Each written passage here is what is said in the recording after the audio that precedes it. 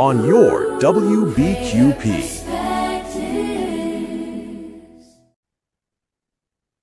Just this morning, in the wee hours of the morning,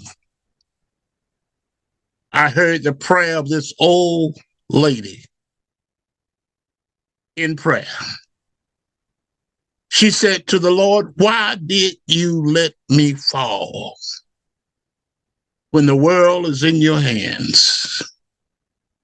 No immediate response came to her question, but I have come to let you know, when the struggles of this life causes us to fall, we should not be utterly cast down. He holds us up by his untraceable handy hand. I heard somebody else say, "Your grace and mercy brought me through. I'm living this life because of you." Let us pray. Father God in heaven, we come with expressions of love and gratitude, leaning and depending upon you. We pray that you will bless these thy people as we go through this day. Our prayer, in Jesus' name, amen. This is Prayer Perspectives by J.O. Gatson on your WBQP.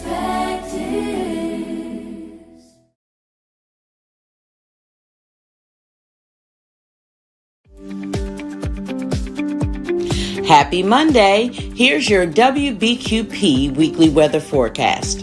We're kicking things off with a stretch of mild, dry conditions. Monday looks pleasant with highs around 62 degrees and a cool morning low near 48. Tuesday warms up nicely with a high near 67 degrees and a low around 50. By Wednesday, temperatures climb into the low 70s with a high near 71 and a low of 56. Thursday brings our warmest day of the week so far, with highs reaching around 74 degrees and lows near 58. There's a 20% chance of rain, but many areas may stay dry. Friday cools slightly with a high near 70 degrees and a low around 49. Overall, it's a comfortable week ahead with warm temperatures and only isolated rain chances late in the week. This is Cheryl Mulrain with your WBQP weekly weather forecast. Start your day with Mornings with Vernon on WBQP, Monday through Friday from 6:30 to 9 a.m. Watch on Channel 12 and listen on WBQP Radio on your phone, Alexa, or CarPlay. WBQP is your information station.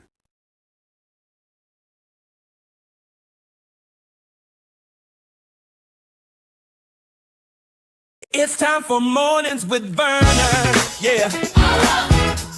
Yeah. Get up now. Come on now. Get up. For Mornings with Vernon. Get up now. Let's go. Get up now. Turn it up now. 1, 2, 3. Let's get it now. Start your day with Mornings with Vernon on WBQP, Monday through Friday from 6:30 to 9 a.m. Watch on Channel 12 and listen on WBQP Radio on your phone, Alexa, or CarPlay. WBQP is your information station. It's time for Mornings with Vernon. Yeah. Yeah. Get up now. Come on now. Get up. For Mornings with Vernon. Get up now. Let's go. Get up now. Turn it up now. 1, 2, 3. Let's get it now. All righty. Good morning, world. You got Vernon this morning. Yes, sir. You want to have coffee? Coffee with me. I had mine already. See, my cup is empty. It's just, look at that. Oh, have you gotten yours this morning? If you have not, good morning. Get your cup of coffee and let's get it on this morning. Yeah. Yes, sir. Good morning, everybody. We got a great show lined up for you today. Today is Thursday. Yeah, terrific Thursday. terrific Thursday. It's about 6:33 a.m. in the morning, and I want to invite everybody to come on board and join Vernon this morning. Okay, join Vernon this morning, and we're going to talk about a few things in the news, in and around Pensacola, in and around the city of the county of Escambia. We're going to talk about what's going, just a few headlines around the state and around the United States and the world. Just to keep you, we just do this just to give you a little bit of headlines on what to kind of expect throughout the week, y'all. Throughout the day, so that when you have time, you can go listen to it on your own. Okay, you can go listen to it on your own at your own news source this morning. So that is what we definitely want to make sure that you are aware of. And so some of the news things that you think that you don't have time to get, but you can just pick up the Alexa or just pick up your phone, and then we just start your day off. That's all we're doing this morning, just trying to start your day off. But I'm gonna give you time to tell everybody that if you're on social media, y'all, if you're on social media, okay, if you're on social media, please like us, restream it, share. That's what we like. That's what I like to do, is make sure that y'all share and share alike, okay? Share and share alike. I just want to say good morning to Miss Lois Pritt this morning. She said to me always, she said, not only is it a terrific Tuesday, it's also a teachable Tuesday. You know what that means? We're gonna teach you about Black history. We're gonna teach you about whatever it is that you need to know. Okay, so we're gonna talk a little bit about Black history as we go along this morning. At 7:45, we got what we call, what I call the Santa Rosa Report. We have BJ and Christina giving us what's inside Santa Rosa County. So we got the three-county area here. Good morning, Alan. How you doing this morning? We got the three-county area, the Escambia County, Santa Rosa County, and Okaloosa County here. And so we kind of all band together. And so you know what's going on in and around us, okay?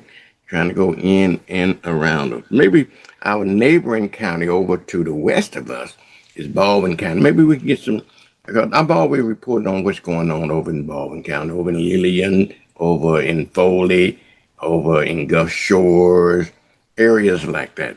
That's in around, up in the Atmore, around the Atmore area, Century, Flumerton area. But anyway, I want to say good morning, y'all. Then I always say, you tell everybody, just download the WBQP TV app, or just put in your browser,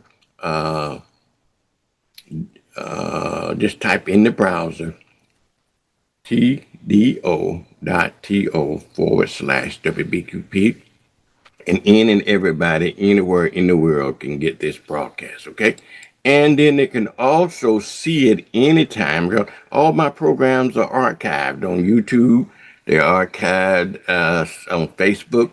And then they also is archived on our YouTube, on our Roku channel, and our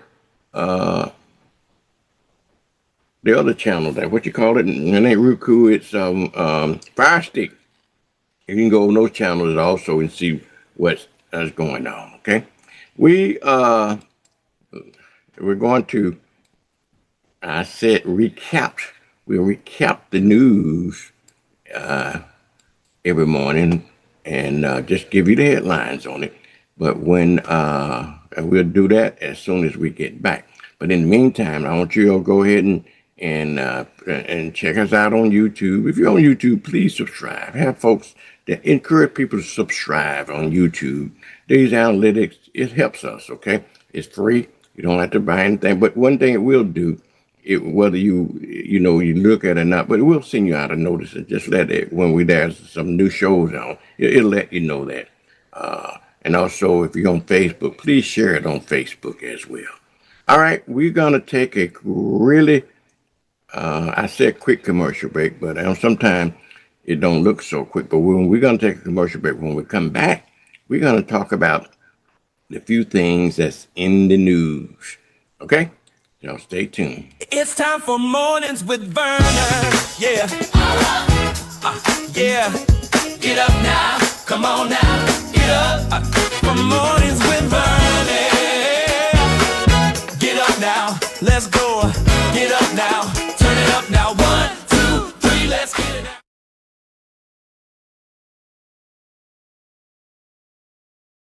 These new Times the Cash scratch-offs have a fun multiplier feature. They're fun. You're fun. We're fun. Agree to agree. Times the Cash scratch-offs from the Florida Lottery. It's good fun.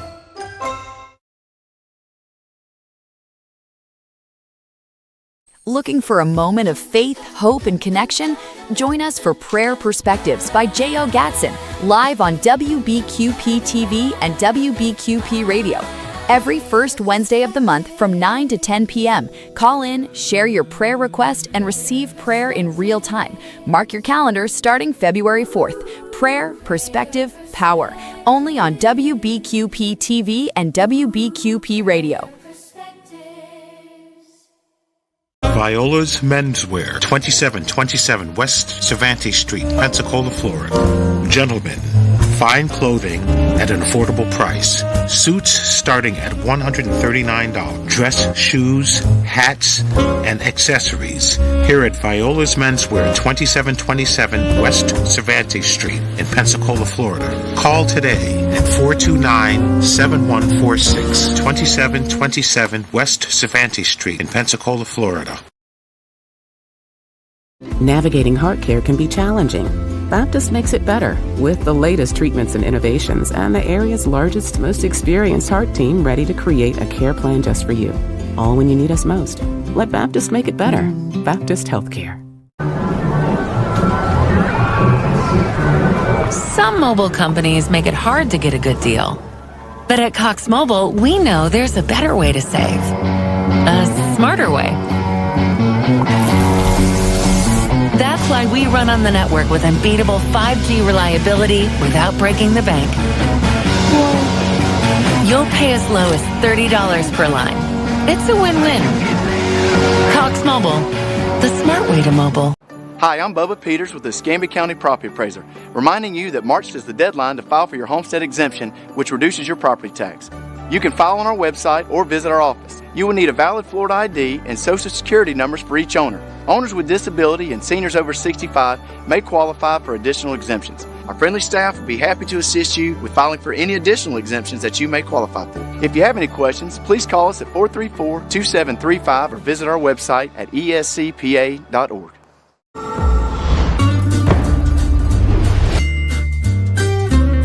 Got projects in mind? A Pen Air home equity line gives you access to funds without the fees. Pen Air Credit Union. Join us. I remember these. Will I have the money to send my kid to college? Well, that's specific. How long has that been there? 7-letter word for a bank that helps you reach your goals. Synovus. Order for Synovus? Thank you. Are you Synovus? Yes. Are you gonna ask or should I? A solid financial future doesn't happen by chance. Let's talk about your potential today. Joe Morrison Son Funeral Home has been in business since 1913. Hi, I'm David Hawkins, the owner of Joe Morrison Son Funeral Home, saying we are a full-service funeral home. We offer pre-need funeral planning. We have a newly remodeled chapel and conference facility. Stop by and see us today. We have 9 vehicles, all waiting to service you. At Joe Morrison Son Funeral Home, we appreciate your stopping by. On behalf of all of our family here at Joe Morrison Son Funeral Home, thank you so much for allowing our family to serve you. This is Prayer Perspectives by J.O. Gatson on your WBQP. Father God, right in the midst of our coming this morning, we come praying in confidence and trusted comfort while conceding our will to your will, because thou art the Almighty of the heavens and earth. It's by your grace and mercy we have come this morning, making good our living that you may be satisfied. In the name of Jesus, the Christ, we pray. Amen. This is Prayer Perspectives by J.O. Gatson on your WBQP.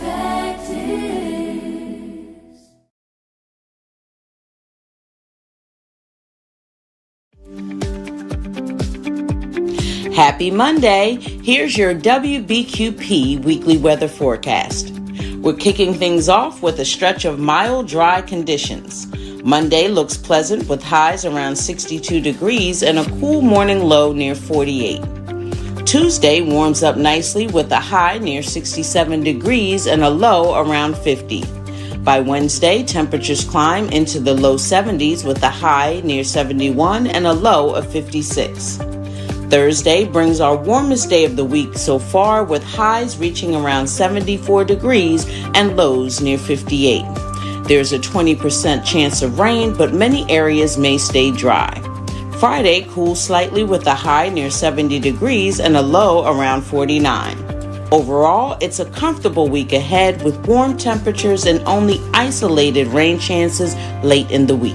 This is Cheryl Mulrain with your WBQP weekly weather forecast. It's time for mornings with Vernon. Yeah. Yeah. Get up now. Come on now. Get up. For mornings with Vernon. Get up now. Let's go. Get up now. Turn it up now. 1, 2, 3. Let's get it now. All right, good morning, everybody. I want you to have a terrific Thursday this morning, and as Miss Pruitt would say, have a teachable, we want a teachable Thursday this morning. So the weather is nice in Pensacola today, as I understand it. I don't know about up in St. Louis, Missouri, or anywhere like that, but it's pretty nice here in Pensacola. Now, don't you get your coffee and tell everybody, just don't sit there and watch yourself.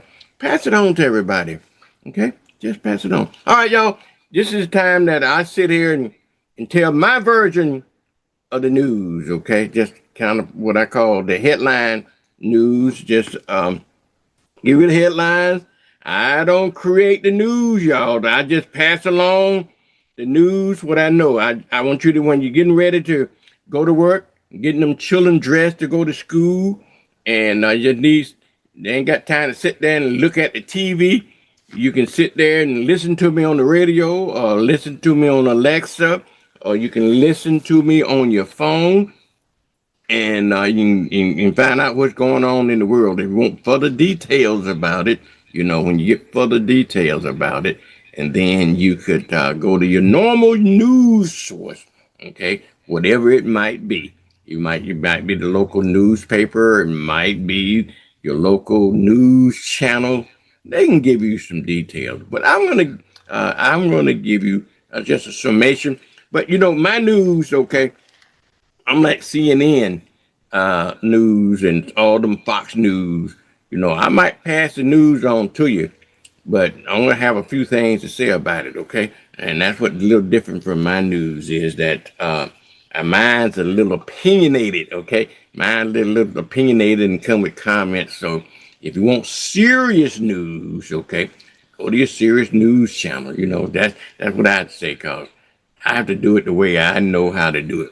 All righty, y'all. I want to start, like I said, I always want to start off with something you remember I told you this station is your information station, and we try to make sure that you're informed, entertained, okay, and educated. And so that's my mantra here. Oh, just want to inform you something. Very first thing, if you live over in San Okaloosa County, okay, and it's already happening here in Escambia County, okay. So, and it's going to be more and more in more communities around the country. So you might as well to get used to it, and might as well to sit in. Okay, just when I say sit in, but when I say you might as well get comfortable with. Okay, not sitting, but get comfortable with this new technology, y'all.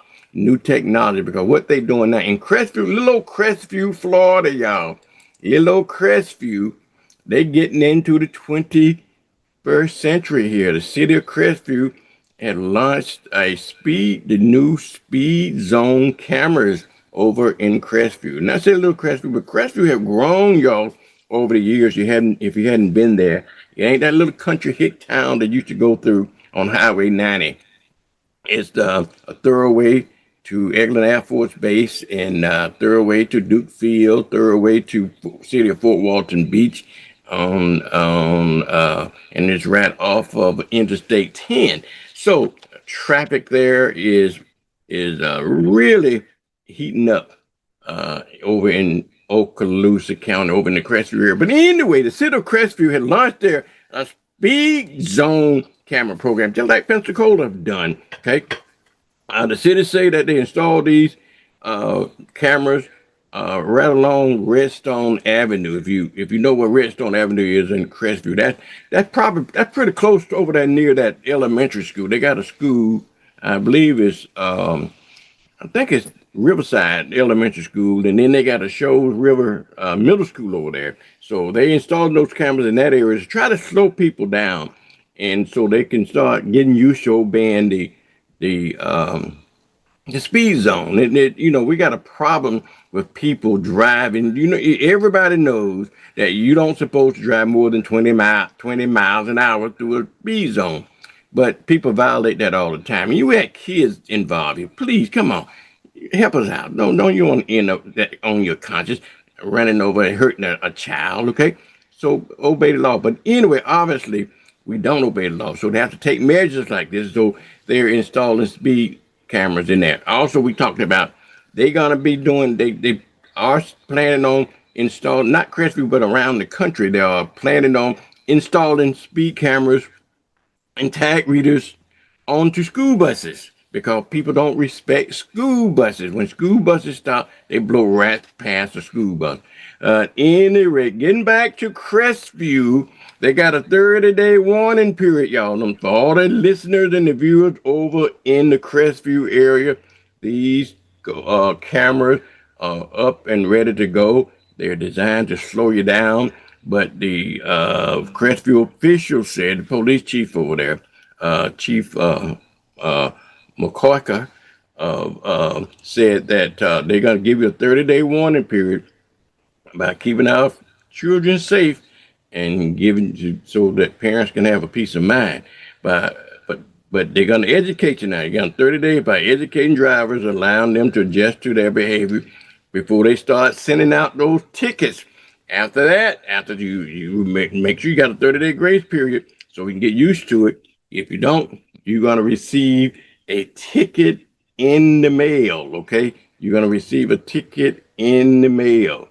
And they sent out, right now, what they intend to do, they're going to send out, maybe they'll send out warnings, but there's no fine will be issued in this first 30-day time period. But after that, you are going to be definitely ticketed, okay? All right, let's move on to another question. Pensacola, if you've been in Pensacola for any time, which I have been here a little over 50 years, y'all, they got a school that closed yesterday, a private school, Escambia County Christian School. In fact, it's kind of near and dear to me because I sent my children and my grandchildren to this school called Escambia County Christian School, okay? Escambia County Christian School. And that school is closing y'all. If you can believe that, it is after 60 years, they are closing this. The school is closing in March. They're not even going to finish out the school year. So parents are scrambling now. Parents are scrambling, trying to find more school, private school. So it is a private school. You may end up having to send your children to public school if you can't get. They interviewed a lady on the television the other day, and they questioned her. She had 3 kids in the school. She said, I can't get all 3 of my kids into the same school. A lot of schools are filled. So she might be forced to, she may be forced to send them to public school. Oh, whatever. But anyhow, nothing wrong with public schools, y'all. Okay. With the vouchers, with the program they got now, with the vouchers and so forth, you can send your kid to any school. So, but there was some question was raised, y'all, about the closing of the school, and the board of directors decided that they didn't have enough money to last throughout the school year. They only are down. There was only down about 40 students in that school, so it wasn't the best interest of the school to continue. Well, they couldn't afford to continue. Channel 3 News, they did some investigating of the school. They reported yesterday, I listened to the news yesterday, they reported that the school had not been accredited since 2022. They lost their accreditation as well in 2022. And so you don't want these news people to start snooping around, okay? Because when they do, they snooping around, okay? The kids and the parents and the teachers and the staff that was it was involved with trying to recruit students to the school, and so it costs about $8,500 a year to go to that school, but at any rate, that school will cease to exist, okay, as of next month. So if you got kids going to that school, then you might want to look other places, okay? I can recommend one school, okay, which I recommend. This is my opinion. Jacqueline Harris Preparatory Academy is a great school. It's, to me, if you got children in Islamic Christian, that's a natural choice to go from that school to the Jacqueline Harris Preparatory School, because it reminds me of the school I was raised in, okay, grew up in, where you had current teachers and small classes, and you actually learn some stuff, okay? But that is just me, okay? So do what you like to do, but I'm recommending you go up there and tell them that I'm recommending them, which I do, and I'm not getting paid for it, okay? I'm just recommending what I think. All right, we were talking to Officer Mike. This is Officer Mike Woods, y'all. We talk to Officer Mike Wood every Monday morning at 8:30. And then we also talked to the mayor and Cliff Collins, which is the associate city manager, on Tuesday, one or the other, and they reported the some good news that we reported the other day, that crime is down in Pensacola. You know, Pensacola at one time was listed on the registry as one of the most safest cities to live in at one time, and but crime has been reduced in the city of Pensacola. So Officer Mike Woods is the information officer for the city of Pensacola. He is saying that Pensacola has now become the safest place a safer place, if you will, in Escambia County. Now, we had Mr. Ellison Bennett on yesterday. He made an excellent point. Okay. Ellison made an excellent point yesterday. He said, during that period that crime was reduced was under the leadership of ex-chief of police Eric Adams. Don't do that. Don't say that, Vernon. Not Eric Adams. Our black police chief, Eric. Okay.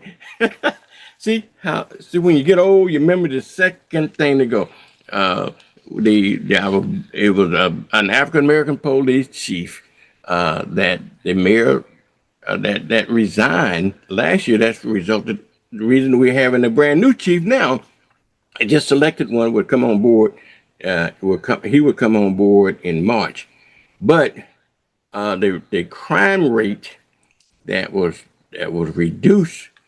reduced under the black police chief watch last year. So good point. That was a good point that Ellison made. The crime rate drops some 30% between 2023 and 2025. And but I have nobody except for Ellison Bennett gave the prior chief the credit for it. The statistic says that grand theft auto decreased by 38%. The attempted homicide decreased by 78.5% in the whole 9 yards. But the city of Pensacola is giving credit to, we all get involved with our community. They give credit to the community because, you know what they're always saying, snitches get stitches. Well, if they don't know you're snitching, then you won't get any stitches because we have all kinds of ways to report stuff, okay? You can use Crime Stoppers, you can use your telephone, you can use everything else without going public if you don't mind. But I think because of the community involvement, I think because of the relationship that we establish between the community and the law enforcement officers, by having shows like having they on every week on this show. I can remember the time you all and you do too, that we had some awful law enforcement community relations in the past. Okay. When I came here in early 1970s, it was awful. The Sheriff Royal Untrainer was the sheriff that I can remember when I came here, and the relationships between the community and law enforcement was awful. Shooting and killing black people in impunity. That was what gave rise to folks like H.K. Matthews, because we were trying to fight against law enforcement and treating with our community. And that's why I'm going back again. I'm being opinionated again. That's why it irks me every time I go through the Lincoln Park area, every time I drive through the Lincoln Park, which is a predominant black community, folks that's not familiar with Pensacola, but this is a predominant black community in Pensacola. But yet, in the heart of Lincoln Park, a street is named Untrainer. That irks me, but nobody seems to care about that but me. Okay, I advocate that we ought to be advocating to change that street name to H.K. Matthews instead of some prominent black person in our community, rather than name it after one of our oppressors, which is Untrainer. Okay, and the Untrainer family been here for a long time, but I don't think it's appropriate to have that street run through a black community. All right, let me move on to some little more lighter news, if you will. These two guys here, see these two guys, they're brothers, okay?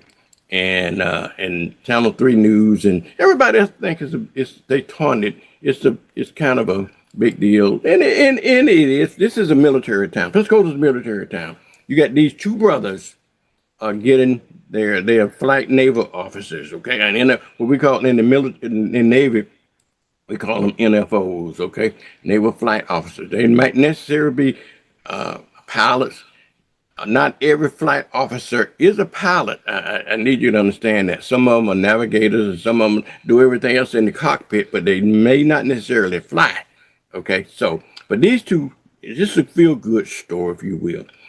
These two guys grew up in a military family. In fact, their father is still in the military, as I understand it, and he actually swore them in. So they decided together they would go to OCS and get their commission as a naval officer, and they done it.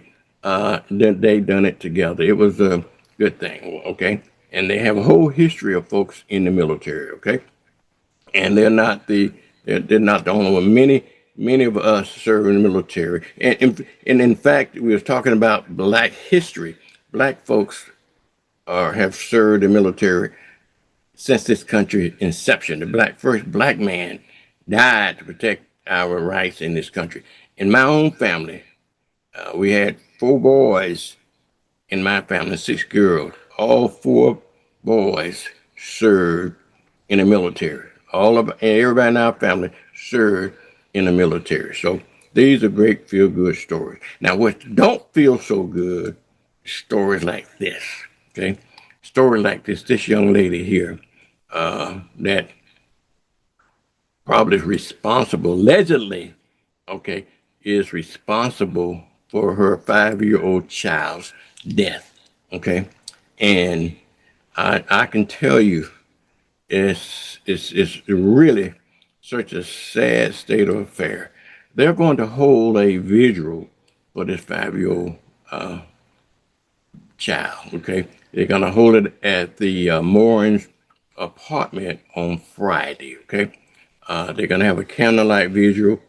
So if you want to partake of that, this young child was named Jacadian Smith.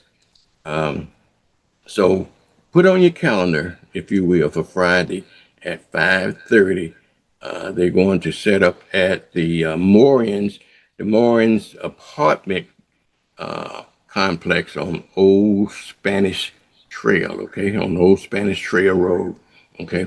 And the public is welcome to attend. They ask you to bring a candle, a balloon, or anything in remembrance of Jacadian, so that you can remember this young man. This young man was found in Bernardo River in a trash bag. Threw a child away like trash. It is record. They say that the child weighed only 20 pounds. Okay, now and with food in the house. Can you believe that? With food in the house, she didn't feed the child. Obviously, you check her out. Okay, she didn't like any food. I can see maybe she was conserving it for herself and not for her child. Okay. I don't know, but you know, you let your own eyes be your decision on that. 36-year-old Jelena Smith, sir, right there. She has been charged with aggravated neglect manslaughter of a child. Okay, and I know everybody's innocent until proven guilty. So again, it is what it is. Okay. And like I tell you before here, this is opinionated news. All right, let's move on to something a lot more serious. I want you to look at this, okay? You see this? This is an accident that happens on, I believe it was on Molino, up in Molino, where this was a teenager, if you will, driving this car. Okay, a 19-year-old Molino girl was driving this car and crashed into the ditch on yesterday morning. You see the result of this car. And they don't know. They're still on the investigation of what's happened. She was in the outside lane, and I would imagine, just throwing my opinion in without knowing the facts behind the case, so don't ever report that a lot of this stuff. You got to fact check me, okay? Because I'm throwing my opinion in it. But being a 19-year-old girl, losing control of the car, running to the ditch, that's probably suggests that she probably was on that phone, y'all. She probably was on that phone. Okay, and please talk to your kids about that. Don't get involved with distracted driving, being on the phone, checking your texts, trying to check your Instagram account and all that other kinds of stuff. So we don't know, but the child was, I believe she was maybe sent to. I don't know what she was life flighted or, but anyhow, she ended up at Sacred Heart Hospital. I want you to take a look at this car. Now, it is bad. It is bad. We show. I showed another example of a car yesterday. Well, another teenager up in Century. If you look at that car, and you wouldn't think anybody can survive, but let me tell you, they are designing cars purposely to break apart, just like you see in these cars here. Okay, they design them when they involve an accident. They'll break apart, and that to give the drivers and the passengers a greater opportunity to survive. Okay, and you can see this. You would think that somebody couldn't survive that. Or if you've seen the car that we showed on yesterday, it looked like it's unsurvivable, but they are. They're can survive because of the way that the engineers are now designing these cars. Okay, believe it or not, these are real sad cases. But again, it is what it is. Now they had a fatal crash down these of a Similar man on yesterday. Okay, he's involved in county. He was also involved into a car crash, but he did not survive it. Okay, he did not survive it. That was a single car crash. It occurred. I believe this happened maybe over the weekend in Similar. He was driving a 2009 Chevrolet Silverado, and he was a passenger. And they left the roadway and they struck a tree. When you hit a tree, when a tree steps out in front of you, chances are you probably are not going to. It's hard to survive that. Okay, it's hard to survive a crash like that. Okay, but the man that was driving the car, he was arrested and officially charged with manslaughter. Okay, and so he's been booked into the Baldwin County Jail on a $200,000 bond. Obviously, he had been doing something he had no business doing. But read all about it. Read all about it because what he was doing actually, he was involved in some illegal activity, and he was trying to outrun the cops. Okay, he was trying to avoid the police and trying to elude them, and he lost control of that car, and it is what it is. Okay, so he died. That person died as a result of that. All righty, let's talk about Monday, y'all. Monday is President's Day. Okay, Monday's President's Day. That means this is a national holiday. Okay, national holiday. So the state of Florida is deciding that they will give free passes into Florida state parks. Okay, Florida state parks. Now, which drives me back.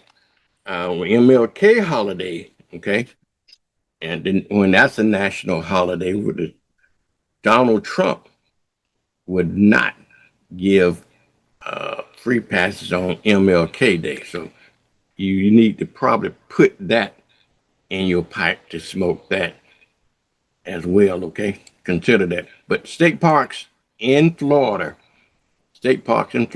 will be free on President's Day in honor of George Washington's birthday. It's also George Washington's birthday. It's also Abraham Lincoln's birthday. But you know who else's birthday it is?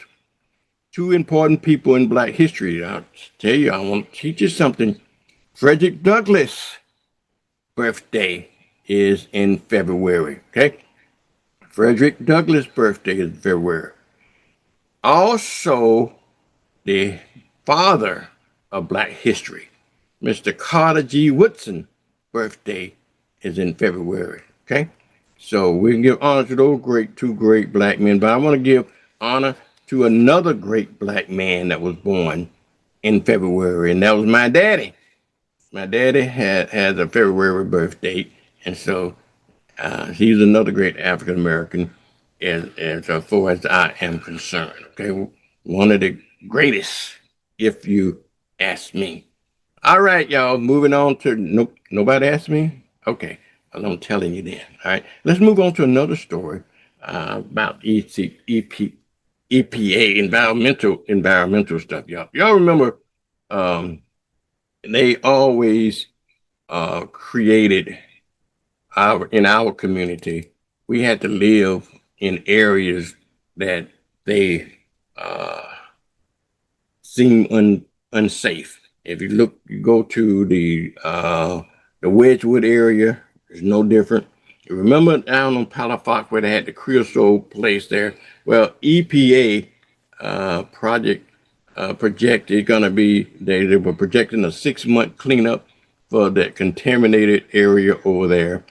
And but it's been years in waiting to get that area cleaned up, where the American Creosote work site might start soon. Okay, in 1983, it was condemned, if you will. It was considered heavily contaminated by the EPA, and they had to do some stuff over there and close it down. So it's back into the news now, and so hopefully they get the area cleaned up, and maybe they can do something with it. Let's move over to in Fort Walton Beach over in Okaloosa County.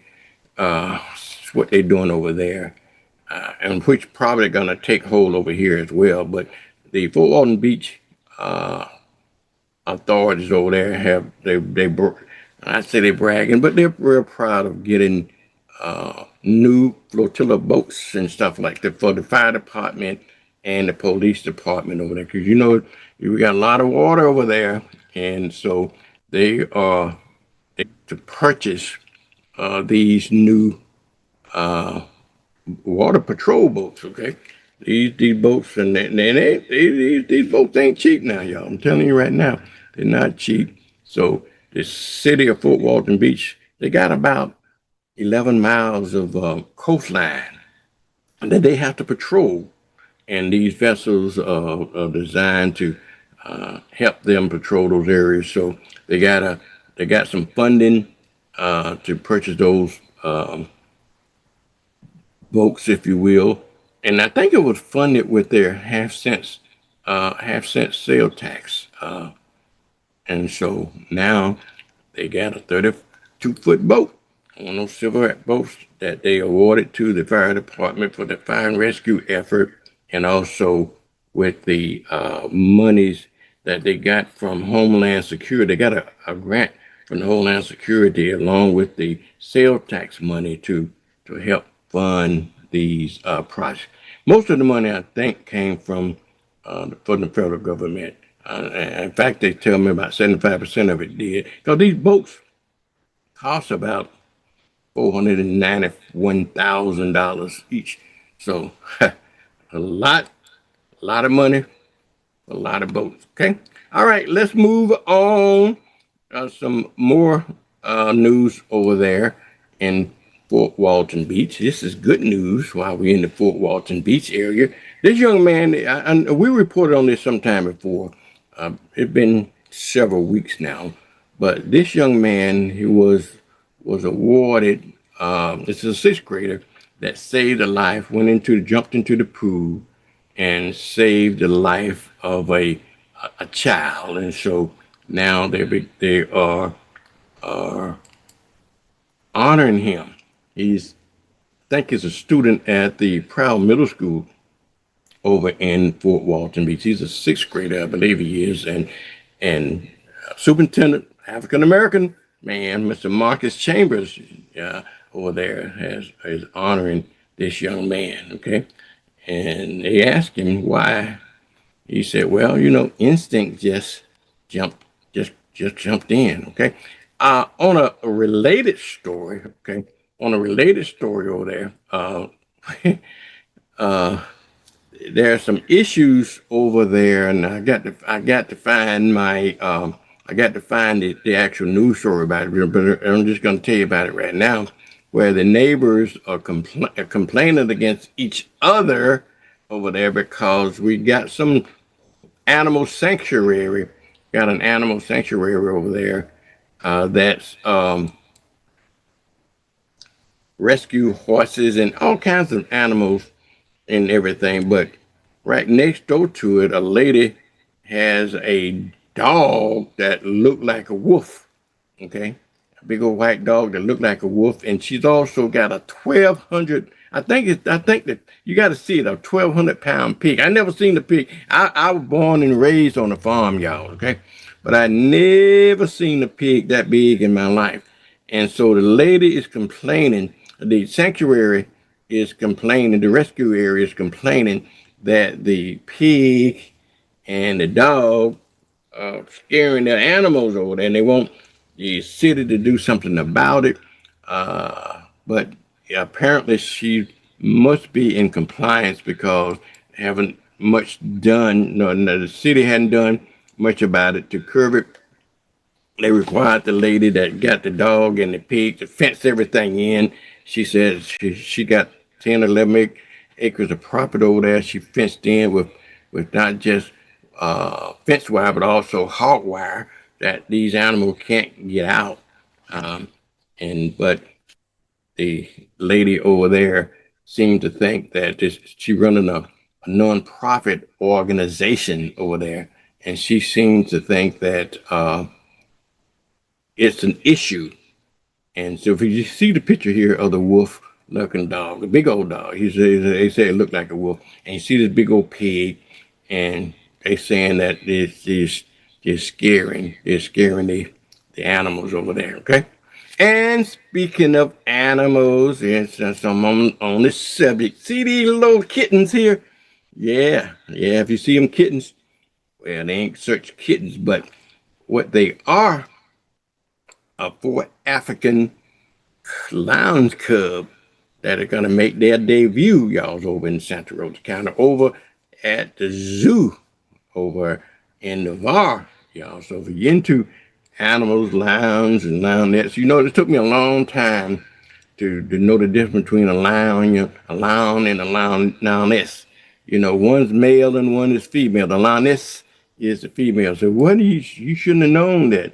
Hell, we had a lot of animals on the farm in Burnt Corn, Alabama, y'all. Had a lot of animals on the farm in Burnt Corn, but we never had any lions, so how would I know about lions, okay?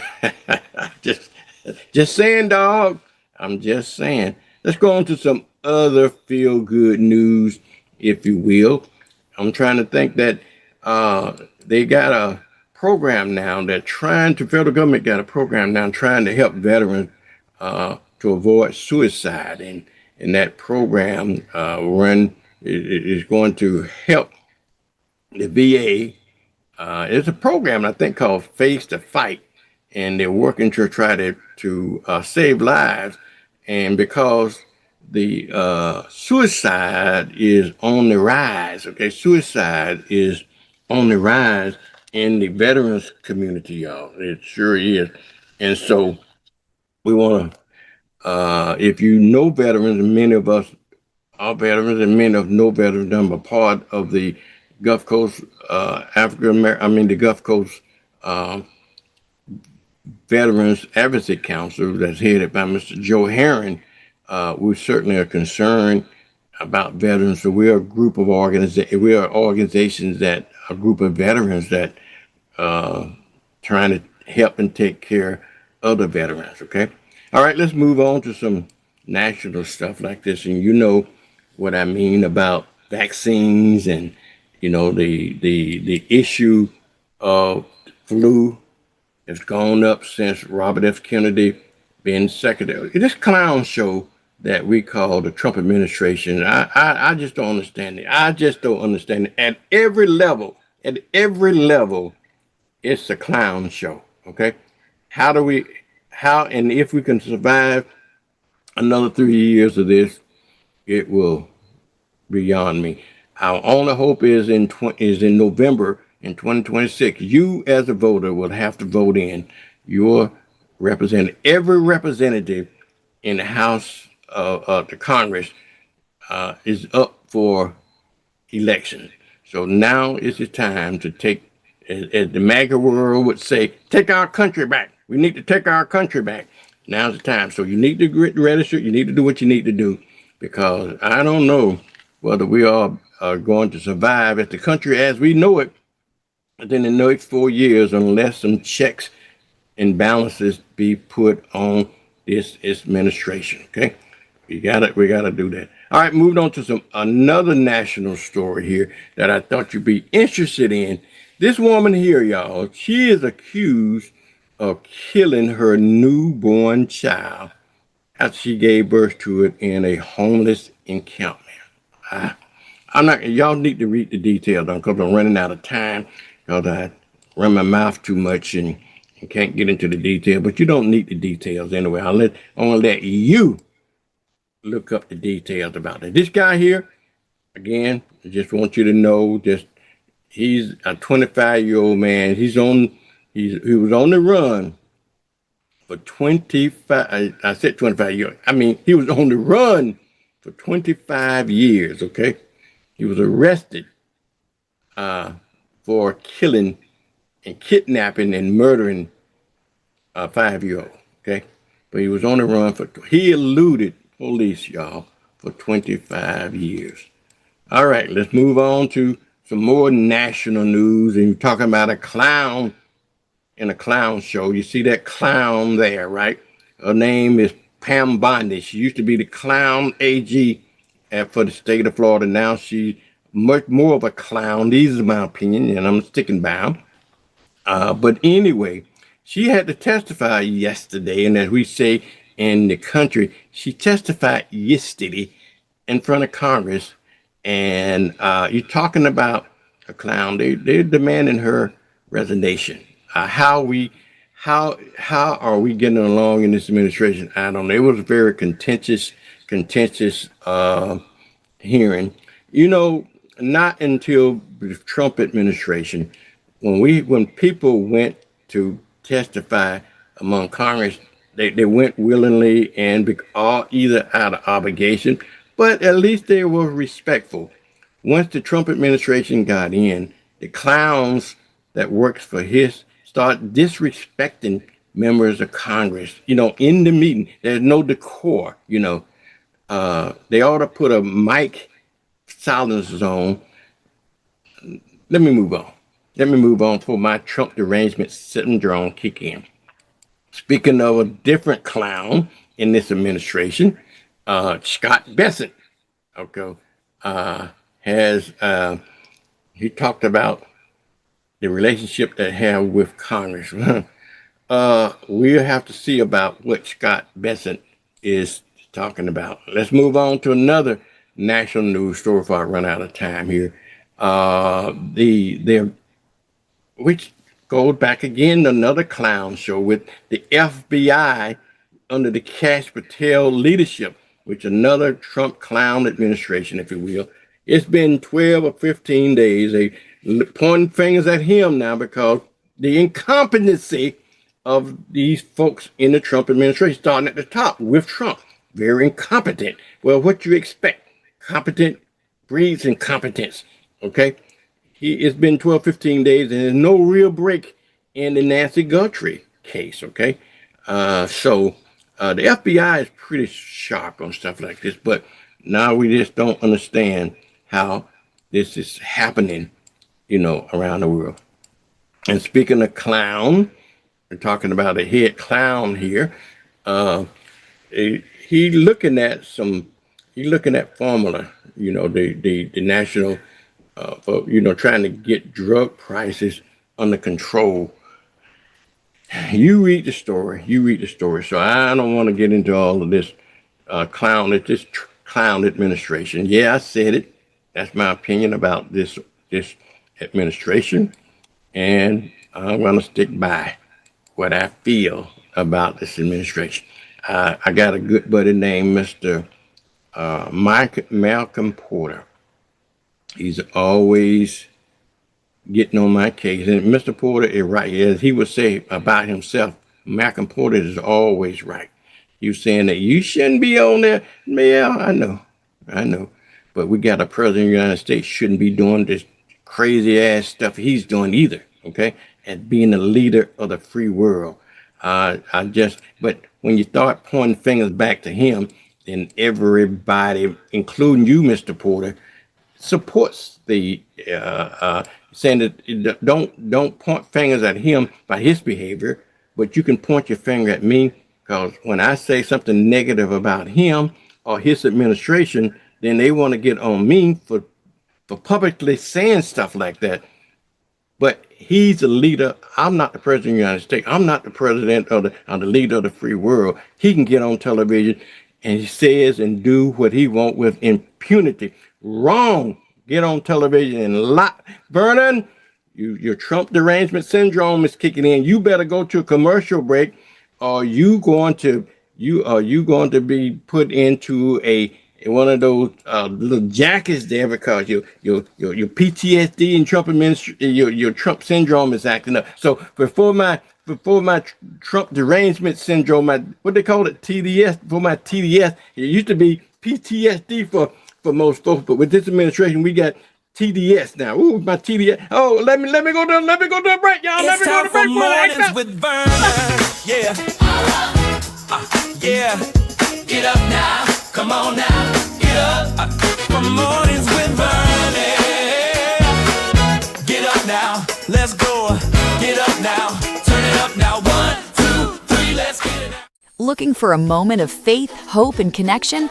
Join us for Prayer Perspectives by J.O. Gatson, live on WBQP TV and WBQP Radio.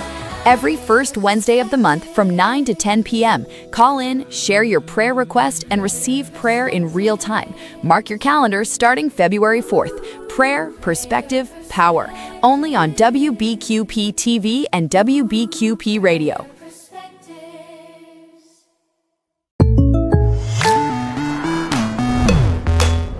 The State Farm Personal Price Plan helps you create an affordable price just for you. Call State Farm agent Arthur Searcy for your personal price plan today. I remember these. Will I have the money to send my kid to college? Well, that's specific. How long has that been there? 7-letter word for a bank that helps you reach your goals. Synovus. Order for Synovus? Thank you. Are you Synovus? Yes. Are you gonna ask or should I? A solid financial future doesn't happen by chance. Let's talk about your potential today. Navigating healthcare is hard. Baptist makes it better. With convenient locations, easy scheduling, and skilled, compassionate doctors. All when you need us most. The next time you need care, let Baptist make it better. Baptist Healthcare. Some mobile companies make it hard to get a good deal. But at Cox Mobile, we know there's a better way to save. A smarter way. That's why we run on the network with unbeatable 5G reliability without breaking the bank. You'll pay as low as $30 per line. It's a win-win. Cox Mobile, the smart way to mobile. Stash your money somewhere smarter. With 5.05% APY, Penair's high-yield checking puts your money to work and earning big. Penair Credit Union. Join us.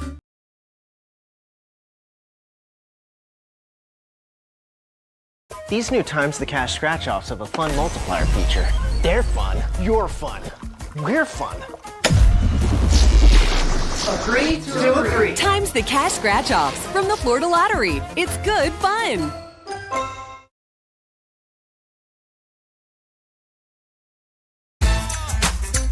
Day or night, your loved ones show up for you. At HCA Florida Healthcare, we do too. Because you're the center of our family, Florida's largest healthcare family. and you'll feel it in everything we do. HCA Florida Healthcare. We show up for you. Need a new outfit for a special occasion? Look no further than Viola's Men's Apparel. Viola's has been providing the latest styles and accessories in Pensacola for over 20 years now. We have clothes for every occasion, and we offer consultations and group discounts. You can trust that our care, quality, and class will be unmatched. Viola's Men's Apparel, for all of your men wear needs. Joe Morrison Son Funeral Home has been in business since 1913. Hi, I'm David Hawkins, the owner of Joe Morrison Son Funeral Home, saying we are a full-service funeral home. We offer pre-need funeral planning. We have a newly remodeled chapel and conference facility. Stop by and see us today. We have 9 vehicles, all waiting to service you. At Joe Morrison Son Funeral Home, we appreciate your stopping by. On behalf of all of our family here at Joe Morrison Son Funeral Home, thank you so much for allowing our family to serve you. This is Prayer Perspectives by J.O. Gatson on your WBQP. In the midst of prayer this morning, we are lifted and strengthened when the feebleness of our left hand touches the wholeness of God's right hand. Let us pray. Dear God, we bless you with such as we have on this morning. It's our left touching your right. It's our brokenness with tears, which mutates into righteousness.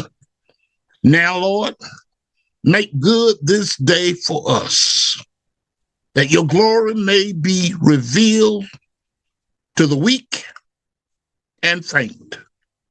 Our prayer in Jesus' name, amen. This is Prayer Perspectives by J.O. Gatson on your WBQP.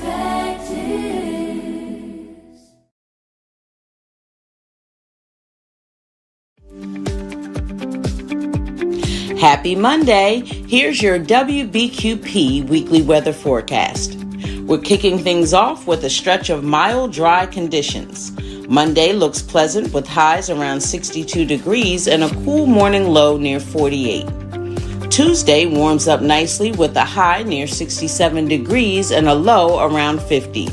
By Wednesday, temperatures climb into the low 70s with a high near 71 and a low of 56. Thursday brings our warmest day of the week so far with highs reaching around 74 degrees and lows near 58. There's a 20% chance of rain, but many areas may stay dry. Friday cools slightly with a high near 70 degrees and a low around 49. Overall, it's a comfortable week ahead with warm temperatures and only isolated rain chances late in the week. This is Cheryl Mulrain with your WBQP weekly weather forecast. It's time for mornings with Vernon. Yeah. Yeah. Get up now. Come on now. Get up. For mornings with Vernon. Get up now. Let's go. Get up now. Turn it up now. 1, 2, 3. Let's get it out. Good morning. Good morning. I think my TDS didn't calm down just a little bit here, y'all. I want to get Mr. Ellison Bennett. Y'all, one of the things you know about Ellison Bennett, you may or may not know. Ellison's in the funeral business, if you will. He sells caskets and stuff like that. But I got him on the line. Ellison, you on? Yes, sir. I'm on. Okay, go ahead. He was trying to respond to a comment I made about the visual of that little 5-year-old this morning. Ellison, go ahead. Yes, sir. Actually, I don't do funerals. I sell caskets and urns wholesale to the public. But I also do acts of kindness to the public as well, whether it's a church donation, pastor's anniversary, dollar. and it's just on my heart. I want to give a urn to the family of the 5-year-old boy. If they go by way of cremation, they do not have to worry about bearing the expense of a cemetery plot, grave, if you will, a vault, and all of that, because all that costs money. But if they do want to earn, they can call you or call my number 850-207-8483, and I will give them an earn. I'm not trying to sell nothing. I want to do an act of kindness toward this family. It touches my heart. I've been in the funeral profession for over 35 years. And anytime a child passes away, it is just something that is hard for the community to understand, especially when someone takes the life of a child by neglect or whatever. I'm not trying to pass judgment on anybody. I'm just trying to do an act of kindness. I have urns here. They can pick out one they like, or I can just deliver one to the family. If they contact me, again, my number is 850-207-8483. All right, Ellison, that's a really decent thing to do. I don't have any direct contact with the family, but if they call in, they call me, or they can call you. We'll pass it on to the family. But I do know that they're having a visual at the Moines on Friday. So you might want to show up there. And but anybody that listens to this that has contact with the family, get a hold of Ellison Bennett, or get a hold of me, and I can show you how to get a hold of Ellison for that donation of an urn. All right, Ellison, anything else? Thank you so much, Vern. And let me say, you had spoke earlier about the Attorney General for the United States. How shameful. She was given an opportunity, whether you're a Republican or Democrat, to just turn Ellison? to the victims. Ellison. And yes. Stop, Ellison. You're gonna make my TDS act up again. So we all know what that clown did yesterday. So I don't even want to. Yeah. You don't want me going. I think it's coming out. I gotta go, Ellison. I don't want my TDS to act up. Okay. Thank you, man. My friend. All right. All right, y'all. Ellison Bennett, y'all. But that was a great act of kindness. I don't want to get back in this Trump stuff again. It's just, how in the hell? No, please. Let me cool down. You know, my grandmama used to do this all the time. She get mad. She do this. Start fanning herself like this. Okay. When it get rid, one hand don't work, then she do both of them. All right. Okay. All right. Come on, okay. All right, y'all. You got Vernon this morning, but y'all know what I mean. You know what I mean. Only thing you need to do is get out and register to vote this year. Okay? If you want your country back, you better get out and register to vote. Okay, y'all. Black History Month. We gotta have Miss Robin Richard coming on at around the 8 o'clock time frame this morning, and she's gonna teach us about some local Black history. I don't know all the subject matter this morning, but she is going to be teaching us about some local Black history. We're going to have also my co-host this morning, Mr. Jerry McIntosh. He is also is scheduled, talking my English accent. He is also scheduled to come on with me this morning around 8 o'clock, and we're going to talk about Black history, and we're going to talk about a series of different things, y'all. Now, if you have not taught your child something about Black history, please do so. Your children or your grandchildren, please teach them a little bit about Black history. Okay, I want to give one little story. I want to give two stories of Black history before we go. Okay, number one, I want to talk about a guy that we have a school named after here is Mr. Booker T. Washington. Booker T is a great Black American. You may not know about Booker T, the history of Booker T. Washington and his efforts, but we're going to have Dr. Gates to give us 2 minutes about Booker T. And then, since he's responsible, if you will, I say responsible, but since he was involved with Tuskegee Institute, y'all, and they had a Tuskegee Institute study that we're going to talk about as well, since these two kind of related. But let me go in before at 7:45, which it is right now. But at 7:45, I am going to do the Booker T. Black History and Booker T. Washington. Then when we come back, we're going to have the Santa Rosa report with BJ and Christina. And then we're going to go and do talk about the Tuskegee study on that's happening in Tuskegee, y'all. So stand by. In 1872, a young man set out on foot on a 500-mile journey across the state of Virginia. His name was Booker T. Washington, and he was heading for the Hampton Institute, a school that had been founded for the training of the freedmen and the freedwomen following the Civil War. Little did he know that he would become that school's most famous graduate.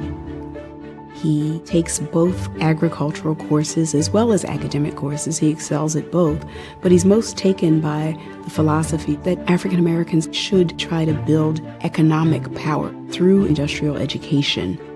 Booker T. Washington becomes the principal and leader of Tuskegee Institute in Tuskegee, Alabama, a school for African Americans, and creates it into something that no one ever saw before. Under his direction, Tuskegee became one of the leading institutions of higher learning for African Americans in the country. His success brought him a great deal of national attention and launched him onto the lecture circuit. In 1895, he delivered his most famous and most controversial address. It became known as the Atlanta Compromise. The speech was artfully crafted to impress his largely white and extremely conservative audience. In the speech, Washington urged African Americans to focus on long-term economic development rather than continue to agitate for their civil and political rights. He thought that it was best for African Americans to gain an industrial education and ideally translate that into land ownership, business ownership, and build up institutions of their own. In a way, Booker T is saying we have to remember that our well-being relies on the goodwill of white people. And the best way to ensure our future is to make ourselves useful to white people rather than agitating for a partnership they clearly are not ready to give to us.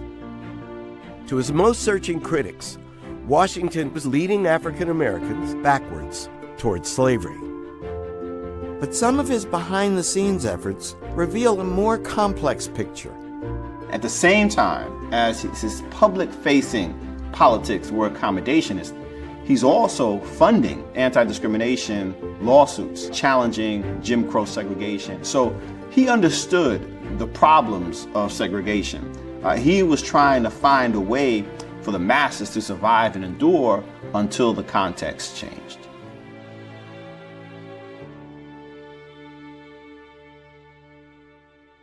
Okay, y'all, that's about Booker T. Washington. It's a lot you need to know about Booker T. Washington and the Atlanta Compromise. You know, just like the rivalry, if you will, between the philosophies of Dr. Martin Luther King and Malcolm X, so that they had the same type of rivalry between Booker T. Washington and W.E. Du Bois.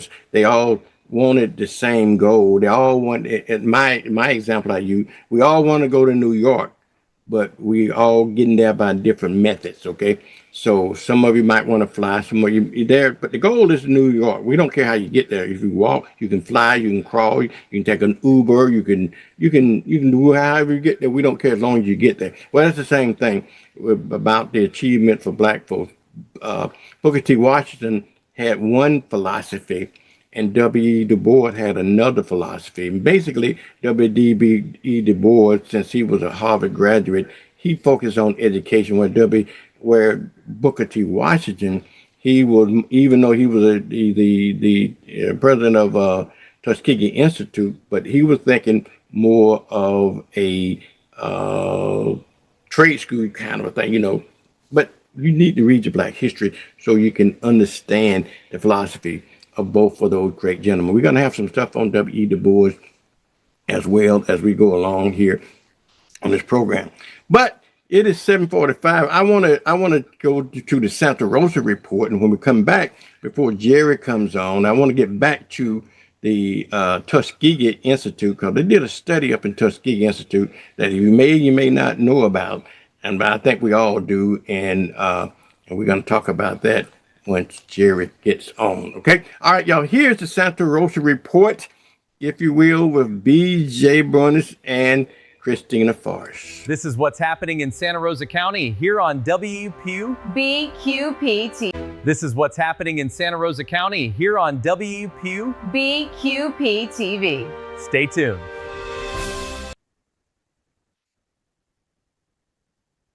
I think that's not the full report, folks. Let me get it here. Let me get the full report in. Here we go. Welcome to What's Happening in Santa Rosa County. We've got a great show for you this week. Hey everybody, my name's... This is what's happening in Santa Rosa County here on WBQP TV. Stay tuned. Welcome to What's Happening in Santa Rosa County. We've got a great show for you this week. Hey everybody, my name's Christina, and I am the president of the Santa Rosa County Democratic Black Caucus and president of the Santa Rosa County Democratic Women's Club. And I'm B.J. Brunius, and I am the leader of the Santa Rosa County Democratic Party. And so today we just wanted to come on and tell you a little bit about what's going on around Santa Rosa County. So coming up in Milton, there will be, I believe the Mardi Gras parade is going to be happening on January 31st. It's going to be starting around 3 p.m. It's going to go from James Street to Stewart Street and then ending at Burger King. And from what I understand, there's going to be a 5 p.m. after party at Andy D's in Milton. And on February 4th, an organization called Equal Ground is sponsoring a day at the Capitol. That's going to happen in Tallahassee at the Capitol, and you can register at Eventbrite for this event. If you need transportation, you can contact the leader of the Escambia County Democratic Party. That is Derek Scott. You can also contact a member of the Democratic Black Caucus and state committee woman with the Okaloosa County Democratic Party, and that would be Jill Lewis Daggs. And we're super excited. We are going to have a Democratic Bad Bunny Super Bowl party. We're going to be doing this February 8th, 5:30. We've reserved a room at Pedro's over in Gulf Breeze. We're going to be providing some light appetizers. So if you want to come out, hang out with some like-minded folks, we'd love to have you. Again, that's going to be a Democratic Bad Bunny Super Bowl party over at Pedro's on February 8th at 5:30. And on February 7th, Navarre is having a Mardi Gras parade from 1 p.m. to 3 p.m. So check out on social media with the Navarre Press or any of those affiliates to get your spot on the parade route. Santa Rosa County is going to be supporting the Okaloosa County Democratic Black Caucus on their Black History fundraiser. They are doing something really cool this year. They are going to be having a Valentine's Day dinner. That's going to be on 14 February at 6:30. The cost is $25 for singles. So if you're single and ready to mingle, this is the place, or $45 a couple. The event's going to be held at Carver Hills School, and from what I understand, there's going to be a free professional photo, and that's what was put on the ad. So I hope to see everybody out there on Valentine's Day. On the 17th February, the Democratic Black Caucus will be having its meeting. We are going to do this as usual through Zoom. If you haven't paid your dues, dues are due for the Democratic Black Caucus. If you just want to come on out, see what we're about, we would love to have you. And so again, we're going to be celebrating Black history. We're going to be celebrating each other. And again, that's going to be on the 17th. And we invite you out to join us. On the 19th, which is 2 days after the Democratic Black Caucus meets, the Santa Rosa County Democratic Party will also be meeting, and that meeting is going to be via Zoom. You can go to our website at santarosademocrats.org in order to get on our mailing list.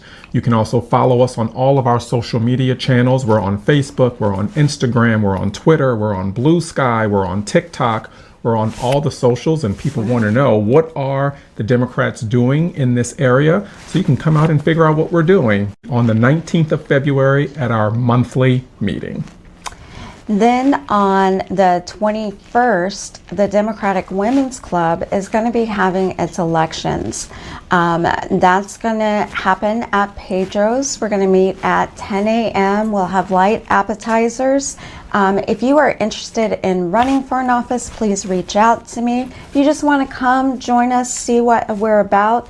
This is going to be a lively time, and we need all of us involved. In order to join any of the groups we've talked about, whether it's the Democratic Black Caucus, the Democratic Women's Club, or to be a part of just the Democratic Party, the only thing you have to be is a Democrat. That's it. It is open to everyone, so we welcome everyone. So if you like, come on out. Again, this is a notice of elections that are going to be happening for the county-wide offices. So we've got president, vice president, treasurer, secretary. Again, that's going to be on the 21st, 10 a.m. at Pedro's, and we need everybody there. So please come on out and join us.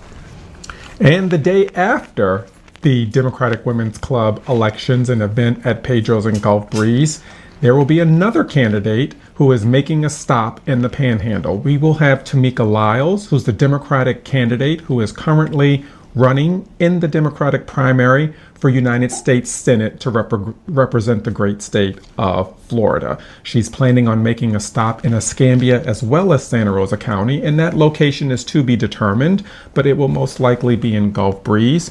And what we're hoping is that many people in Santa Rosa County come out to hear candidates. It's not very often that we get statewide and national candidates to take an interest in the Panhandle. So we want to come out and support these candidates and hear what they have to say and hear what they plan to do on our behalf if they are elected to the Senate. So come on out on the 22nd, that's a Sunday, to see Tamika Lyles.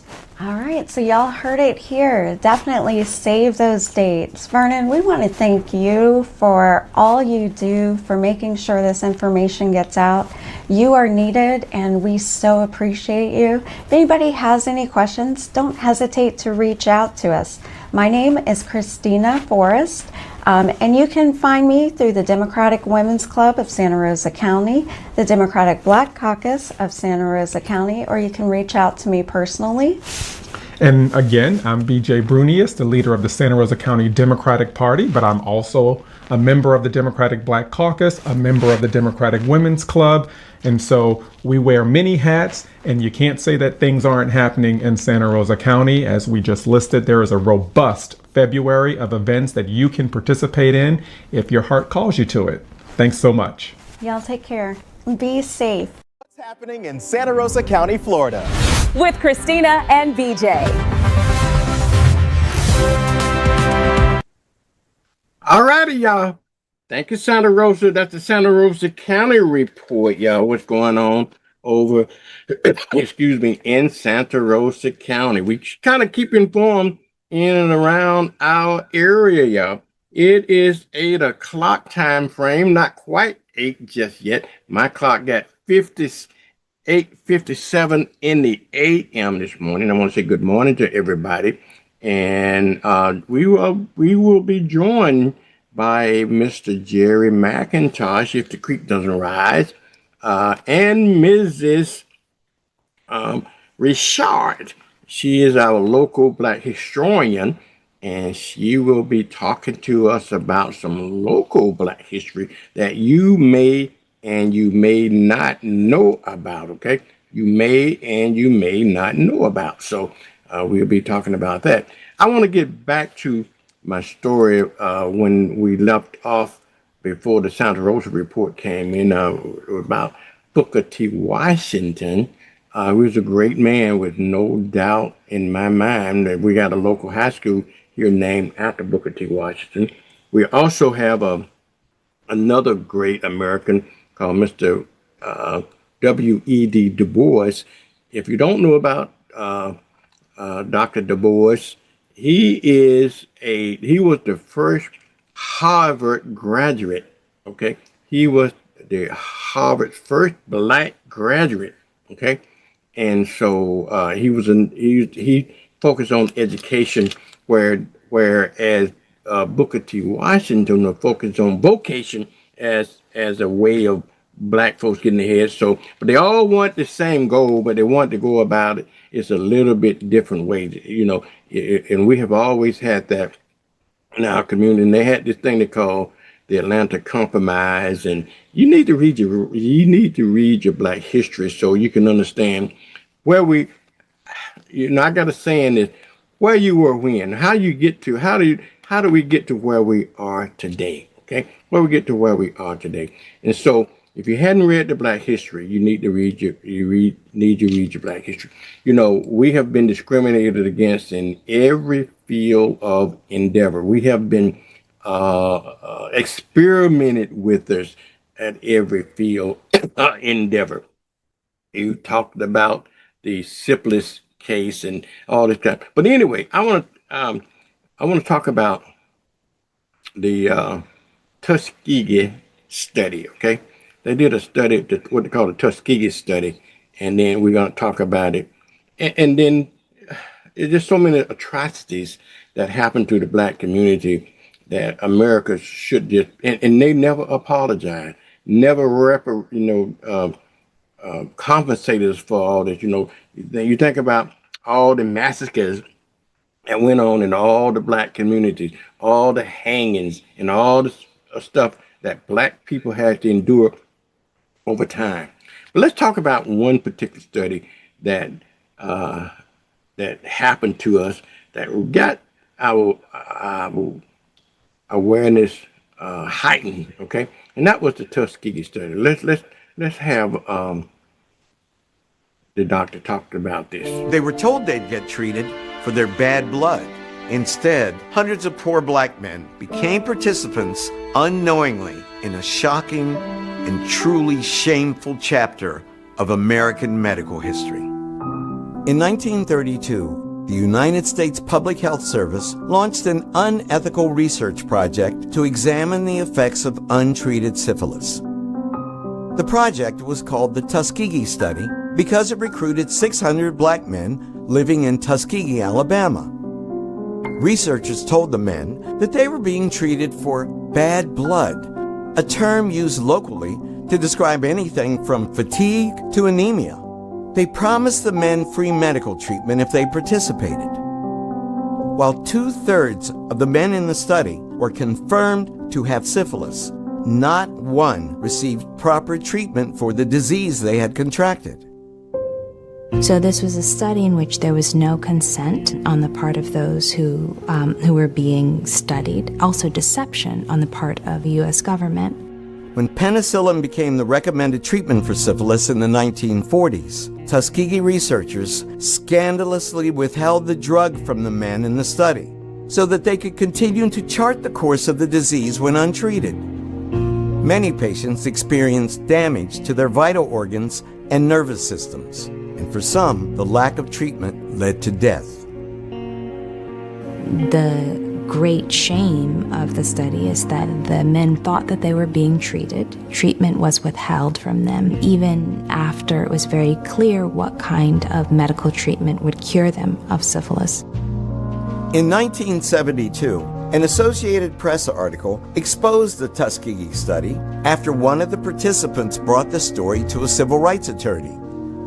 Only then, after 40 years, was the study brought to an end. The case was settled out of court for $10 million.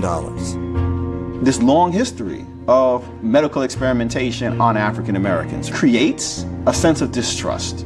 A distrust of doctors and physicians, a distrust of medical care. In 1997, President Bill Clinton formally apologized to the victims of the study. The president's apology was a welcome first step, but we still have a long way to go before the legacy of mistrust of science within the Black community is fully overcome.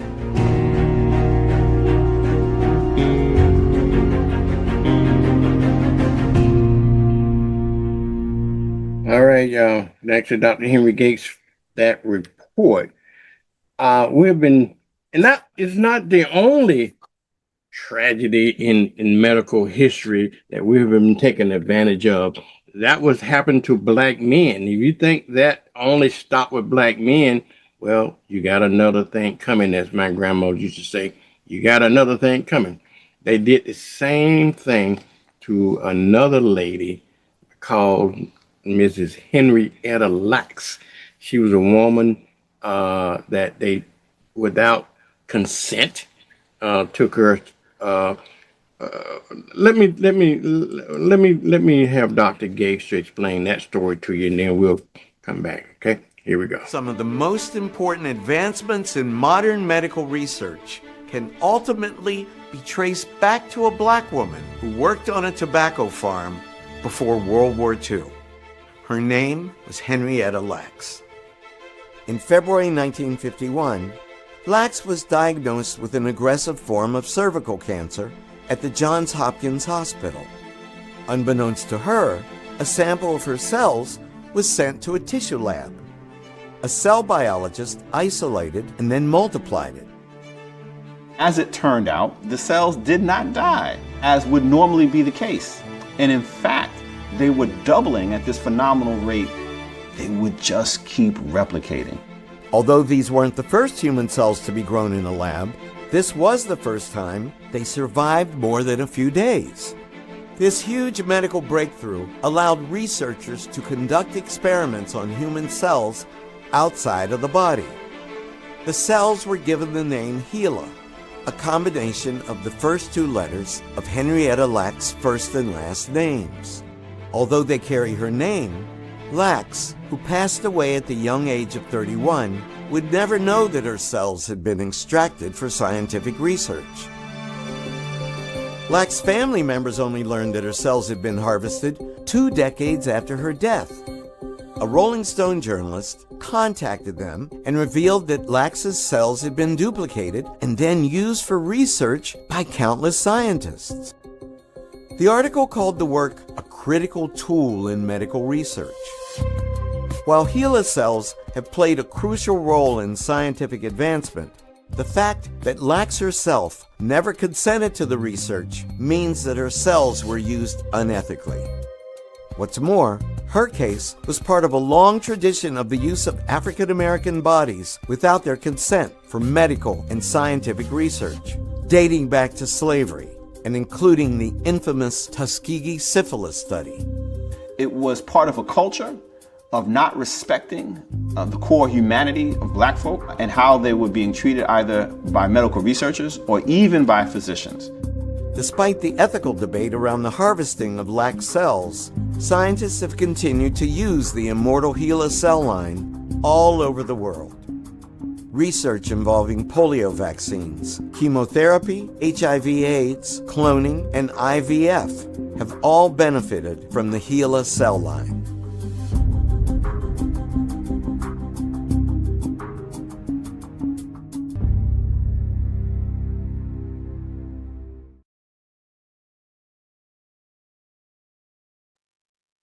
I have to learn to return my mic on.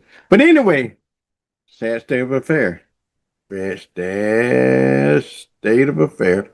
Just a little bit of Black history. I just want you to learn a little bit about your Black history. But I want to go back to what I was saying about Booker T. Washington and the philosophy between Booker T. Washington and W.E. Du Bois. I want you to, because I want you to study those two in philosophy and everything.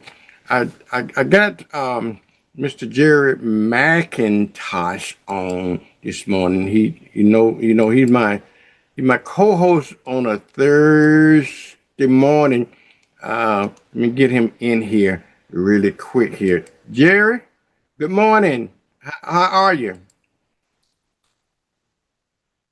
All right, Jerry.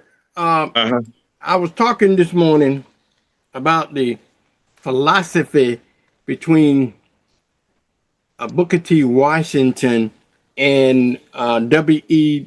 Du Bois. Okay, I know they all wanted the same thing, but they wanted a little different paths. I tried to use the comparison analogy between the philosophies of Dr. King and Malcolm X. We have always had that kind of difference in philosophy on how we need to get to where we want it to go, and for the advancement of Black folks. Center your camera up a little bit, Jerry. Okay. Put yourself in the center there. There we go. Other way. There we go. There we go. Okay. But anyway, W.E. Du Bois, first Black man to graduate from Harvard University, and he had his philosophy on where Black folks should go. And I played the one on Booker T. Washington. You know about the Atlanta copper mine. What are your thoughts? Mm-hmm. Well, I think, in a sense, both of them was right because of the climate and the places where they were at. W.E.B. Du Bois was more in the eastern part of the country, and Booker T. Washington was in the South, and he understood that at that time you could be murdered, lynched, killed for just even mention doing, just the way you went after it. I think one of the things that he talked about was building your own, dropping your bucket where you were, and which meant building your own power base. But on the other hand, building that power base meant that people were going to come burn it to the ground.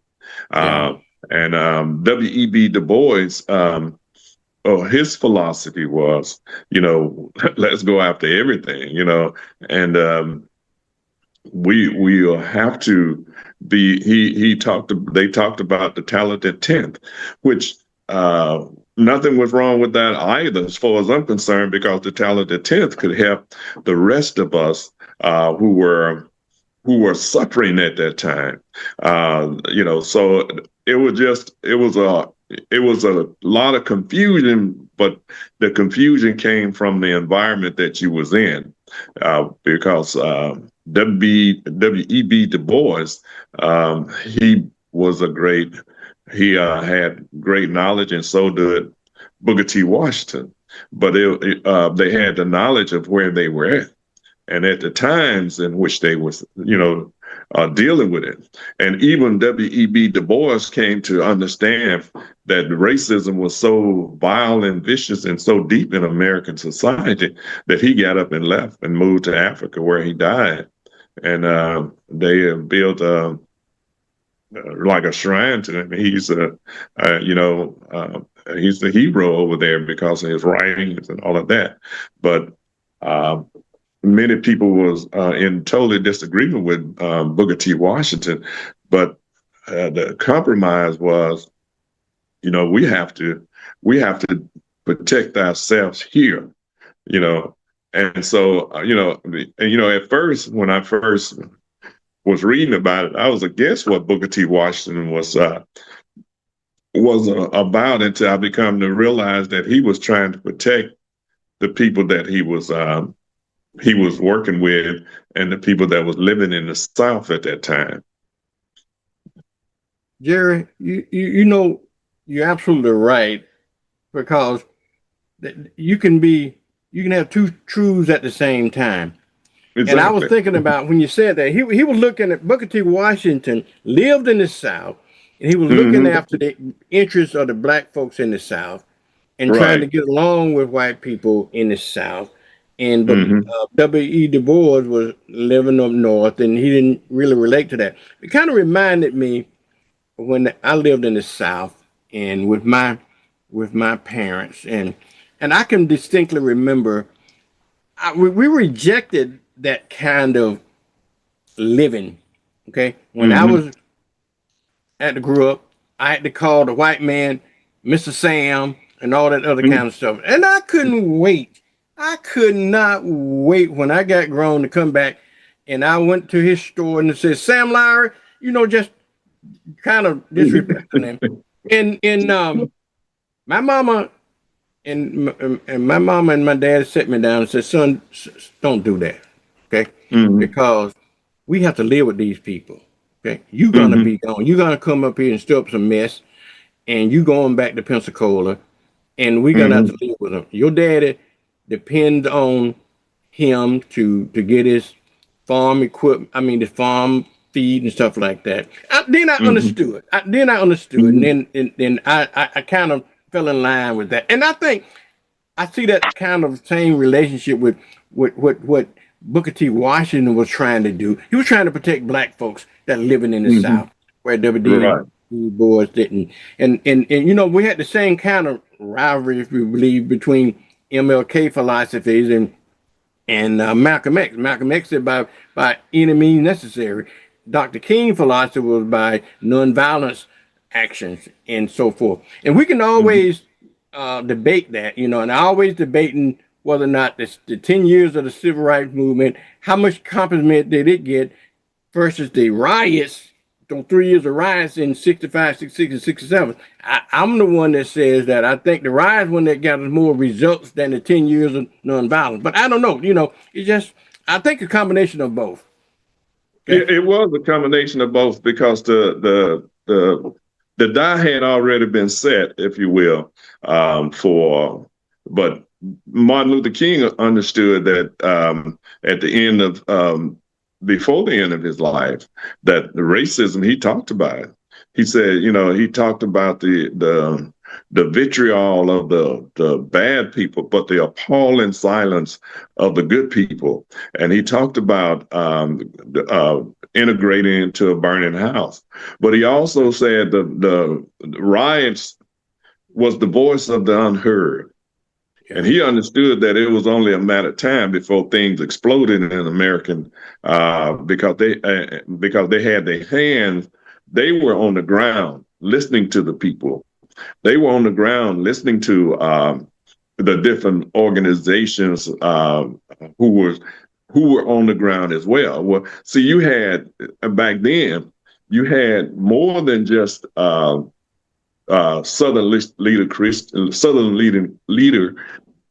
the Southern Christian leadership. You had the Black Panther Party, you had SNCC, you had the Nation of Islam, you had other organizations, the Pan-African movement. It was just a whole host of organizations on the ground, the Deacon for Defense. And they all understood what was about to happen. Even Martin Luther King understood what was about to happen, that it could explode at any day, and it did.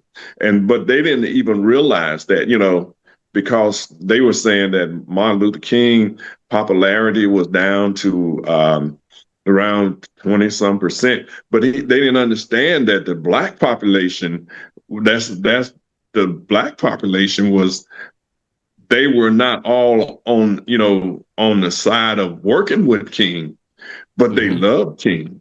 Yeah. And when they killed King, they realized, hey, we got to do something, because these people done exploded in America. And they thought it was going to be like when they murdered Malcolm X. And they didn't want Malcolm X and King to join forces, and that's why they killed Malcolm first, because Malcolm was saying, but Malcolm never said, commit any violent act of anything. He was saying that if you slap me, I'm gonna slap you back. Right. And I that philosophy I believe in. That turning the other cheek. Me too. Yeah, turning the other cheek is not a part of my philosophy. That's something that the white people slipped into the Bible, like slaves obey your master and all that, as with God and all that, and people don't realize the Bible and everything else been tampered with, and they already showed that they had a slave Bible and the so-called regular Bible, and even that in that interpretation. You had King James and all them who didn't even speak the language of the people that originally wrote it, like the Ethiopians and that spoke in Hebrew and Arabic. But they were the one that was commissioned to do the translation and all of that, and then to so that people would get confused about what was happening. Then came the slavers. And the people that enslaved people, they even did even more to the Bible to justify what they were doing, and taking things out of the Bible so that people would not fight for their liberation. So, Nat Turner and them figured it out. And, him and Mark Vesey and all of those individuals began to figure it out. Allen who helped build the African-American churches here in America, just a whole host of people begin to figure out, wait a minute, this is a big lie here. Yeah. But going back to your original statement, question is that, Booker T. Washington, W.E.B. Du Bois, all of them, they were right in the space that they were in. At the time that they were in, all the time, people, you hear people say, the time is not right now to do things that we would like to do. But when he was talking about drop your pail, your bucket where you are, he was talking about building among us, building schools, building hospitals, building, our own stores and stuff, which we were doing, but they kept burning them to the ground. Over 60 towns that we built. Some of them we was incorporating, and they burned them down before they could incorporate. And the ones that where black and whites was working together, like in Wilmore, Carolina, they ran those people and killed representatives and council people and all of that, and ran them out of town, burnt it. The biggest coup, that was a coup in America, and took over and ran all of the whites who was working with the black out. Yeah. Hey, Jerry, we got Miss Robin Rashad on. She's our local historian, so we know that. Robin, make sure your mic is on, because I don't see your audio here. But we know they didn't do that kind of stuff in Pensacola, did they, Robin? In your dreams, they did not. In your dreams, they did not. Good morning, Vernon. Good morning, homeboy. Good morning, homegirl. You're the only man I can call homeboy. That's a slip. Hey, Jerry, that's a slick way of calling you boy. No disrespect whatsoever. Was it? I can't remember Michael's last name, but it was Michael Evans on the show. He would say on the show Good Times, he would say, "Mama, boy is a white racist language. Boy is a white racist term," or something like that. Every time she would say boy, he'd look at her. He was in trouble, but he'd still look at her and go, "Mama, boy is a white racist term, white racist word." That's what on Good Time. On Good Times, yeah. His name was real. I think his real name was Michael, wasn't it? I don't know what it was. It was. It was. His real name was Michael as well. And the confusing thing, there was a Michael Evans who initiated the on the Jeffersons. He initiated the role of Lionel on the Jefferson. I believe he was maybe even a stage actor too. But his name was Michael Evans, and I think he was a writer as well, maybe even on Good Times. So it was really, you had around that name Michael Evans, and you get a whole bunch of people, at least two people pop up and go, "It is I, it is I." Yeah. Well, Robin, what about Pensacola? You mean to tell me we participated in stuff like that in Pensacola too? Tell us some local Pensacola history here. We absolutely did. And there was, I want to go back to those two trains of thoughts with Washington and Du Bois. And there was a gentleman in the middle whose name escapes me. It was actually three trains of thought. Booker T. Washington said, homeboy, that famous line that you said, cast down your bucket in 1895 at the Atlanta Exposition. So it was like the World's Fair. It was an Atlanta Exposition. Right. And we had several people from Pensacola. George Green, who had a furniture company, was there. Oh, my Lord, I just forgot the other name. The publisher, Matthew Louis, the publisher, was there. They had a whole contingent of people, but you could see in the newspaper where they were inviting people to come and plan, and they would go there. So Pensacolians literally were in the audience when he made that speech, and Booker T. Washington had this close association with Pensacola because of the distance, the closeness, and as you said, homeboy, so Du Bois had this eastern seaboard physical location, and Du Bois was firmly in the South, and so people went to Tuskegee just as they went to FAM. And so we had that same sort of thinking. But the interesting part is Booker T. Washington helped to fund some of Du Bois's movement. And when Du Bois got in trouble, some legal trouble, and I'm not sure if he was arrested for his work or what, but it is said that Booker T. Washington slid him some money because they were, again, two different paths, but they were trying to get to the same thing in terms of equality, racial equality, civil equality, human equality. And both of them were saying, we're going to use education to get there. So, Robin, hold your point there, because I got to throw my little 2 cents in before I forget it, because I'm old. But you're right. And that's one thing about Black folks, one thing that we all have in common, that we're Black. You're talking about, even though there was adversaries in philosophy, but when he got in trouble, he supported him. It kind of reminded me of the Muhammad Ali and Joe Frazier thing. You remember that when somebody got in trouble, they slid each other money with that as well. So that's one thing about, we might be all, what is it called about, all in the same boat? What that old saying is, Jerry, I know you know what I'm talking about. No, we might have came on different boats, but we in the same boat now. Yeah, something like that. Yeah, but continue, Robin. I didn't mean to cut you off. I throw that little 2 cents in. It does absolutely. I heard somebody quote somebody else, and so I don't know who originated this quote. It may have been they were quoting Mark Twain. That may have been the deal, but they said history doesn't repeat itself, but it sure does rhyme. So, we did, and we had, the Ku Klux Klan.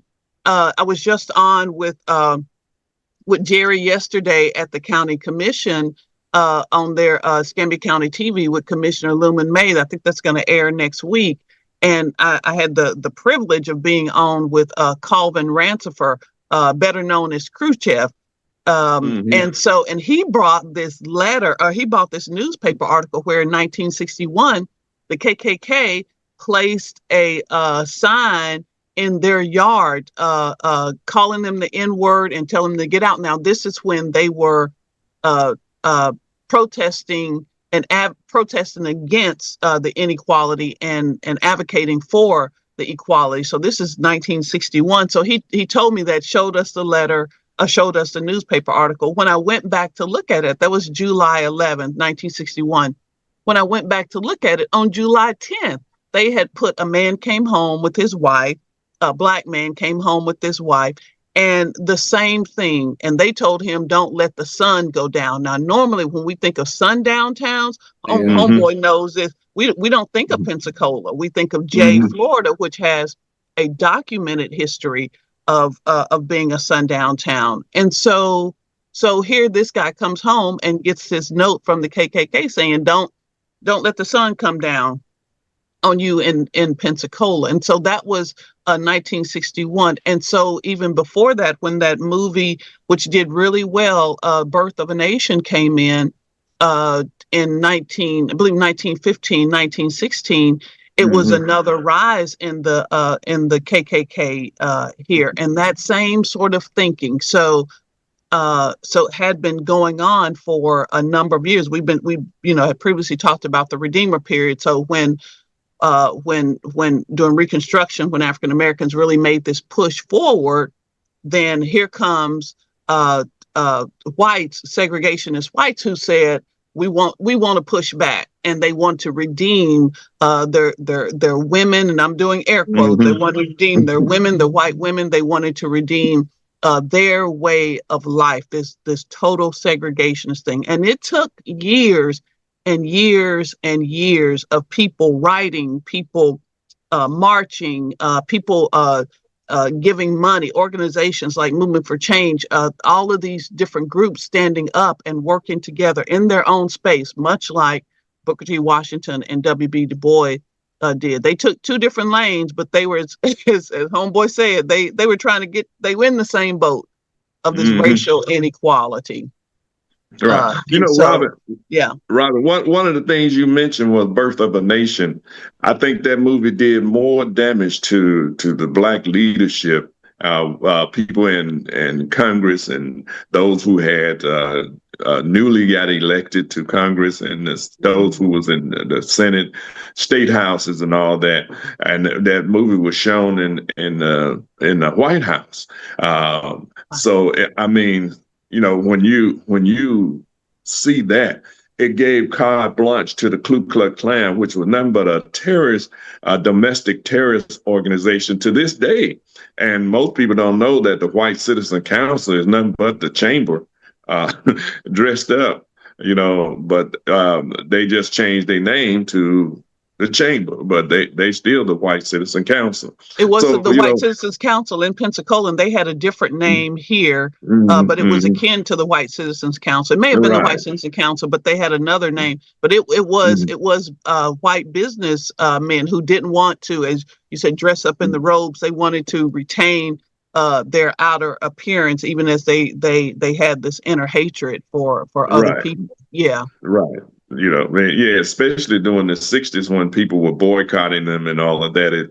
That's when they began to pull off their robes and pretend to, call you Mr. and Mrs., and they still, they cringed when they did it, but they were doing it it was economically expedience, if you will.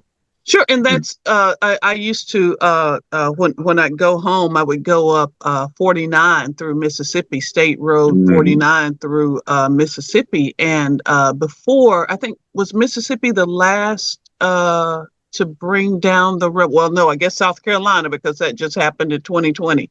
But Mississippi still had the rebel flag on buildings and things like that. And I think that was the only time that I had protested. I don't know why that affected me. So probably because I, again, traveled that road quite frequently and had the opportunity to go and sit on the beach with this young man who was quietly, talk about a sit-in. He was sitting in on the beach. Because he said, you are literally driving people away from your state, from this coastline, because of this flag. And so the interesting thing, and I remember, I don't remember his name, but I appreciate his physicalness, his spirit in being there. But I remember I said initially I was on the fence about this, because driving up 49, I knew where not to stop. Right. So you had that rebel flag out there. Listen, right. Red, white, and blue. You were not getting my green money. You were not seeing all this brownness and blackness up in your store. I knew where not to stop. And if there are gas stations, food stores. So Right. you know, I'm country. I'm not. I'm more country than homeboy, but I'm country. And so I pack something, but along the way, somebody else's snacks look better than the ones I had in my car. So so you see the flag, and I know where not to stop, because you're saying that you would rather have me in this remain in this historical way than to have me be your equal. And so me saying you don't want to follow the law, and so you'd rather have me remain in this way. So you're not going to get my dollar. As best as I know, you're not going to get my dollar. Well, when that flag came down, and people started, because boycotts were happening, and people started seeing, a business owner started seeing the error of their ways when that money started not hitting the cash registers. They took the flags down, and I went, oh my Lord, now I can't remember where not to stop. Because that was a clear indication of where my money was not going to go. It's not to say that I didn't, provide money to somebody who still felt that way and didn't have the flag up, unbeknownst to me. But this flag was a clear indication. And so it wasn't. I remember telling that young man that here is his challenge. My thinking obviously got better with that. But I don't want you to leave the flag up just so I know where not to go. That's but yeah, that economic empowerment is a beautiful thing. And, one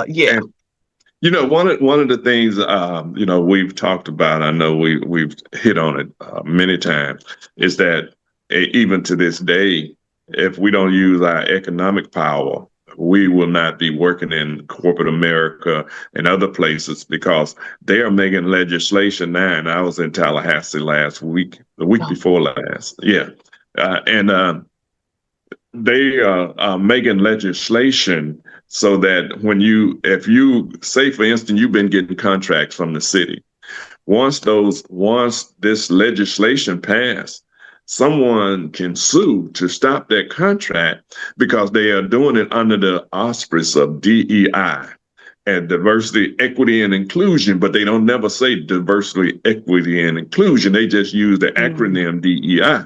And so we have to watch that really close, because it was voted out of committee that, this would go to it goes through another committee and then onto the floor to be voted on. And that means that school teachers, people who, nurses and all that want a job in a hospital that they don't like, they can, they don't have to hire them.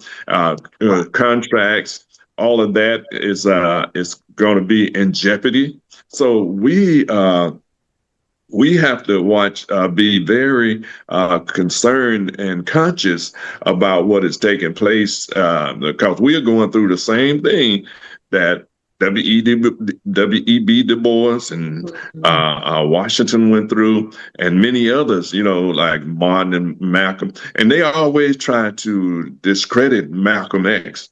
Malcolm was just straightforward and to the point. He never advocated for violence. He never committed violence against anyone after he became a Muslim. Now I don't know what he did. I know I read his book and he talked about some of the things he did, but that was before he found himself, really. But all that was because of what they did to his parents. He was in the modern parlance, we would say that Malcolm X was advocating to stand your ground. So we actually have a law here in Florida for that. So he was advocating for doing just that. Yeah, he was exactly. And that meant that, you're not, I was just, me and Vernon just talking, I'm not going to let nobody come up and slap me and turn the other cheek. That's not going to happen. I'm not with that philosophy, because I know that there are people snuck that into the Bible, turning the other cheek and all that. And, you can slap me to death. turn the other cheek and let them slap. No, that's not going to happen. Yeah. I'm gonna lay some hands on you. You better call Jesus. I'm gonna lay some hands on you. Listen, my line is Jesus, Buddha, Mother Teresa, or Coretta Scott King, whoever you choose to call. Yeah. But I do want to talk real quickly.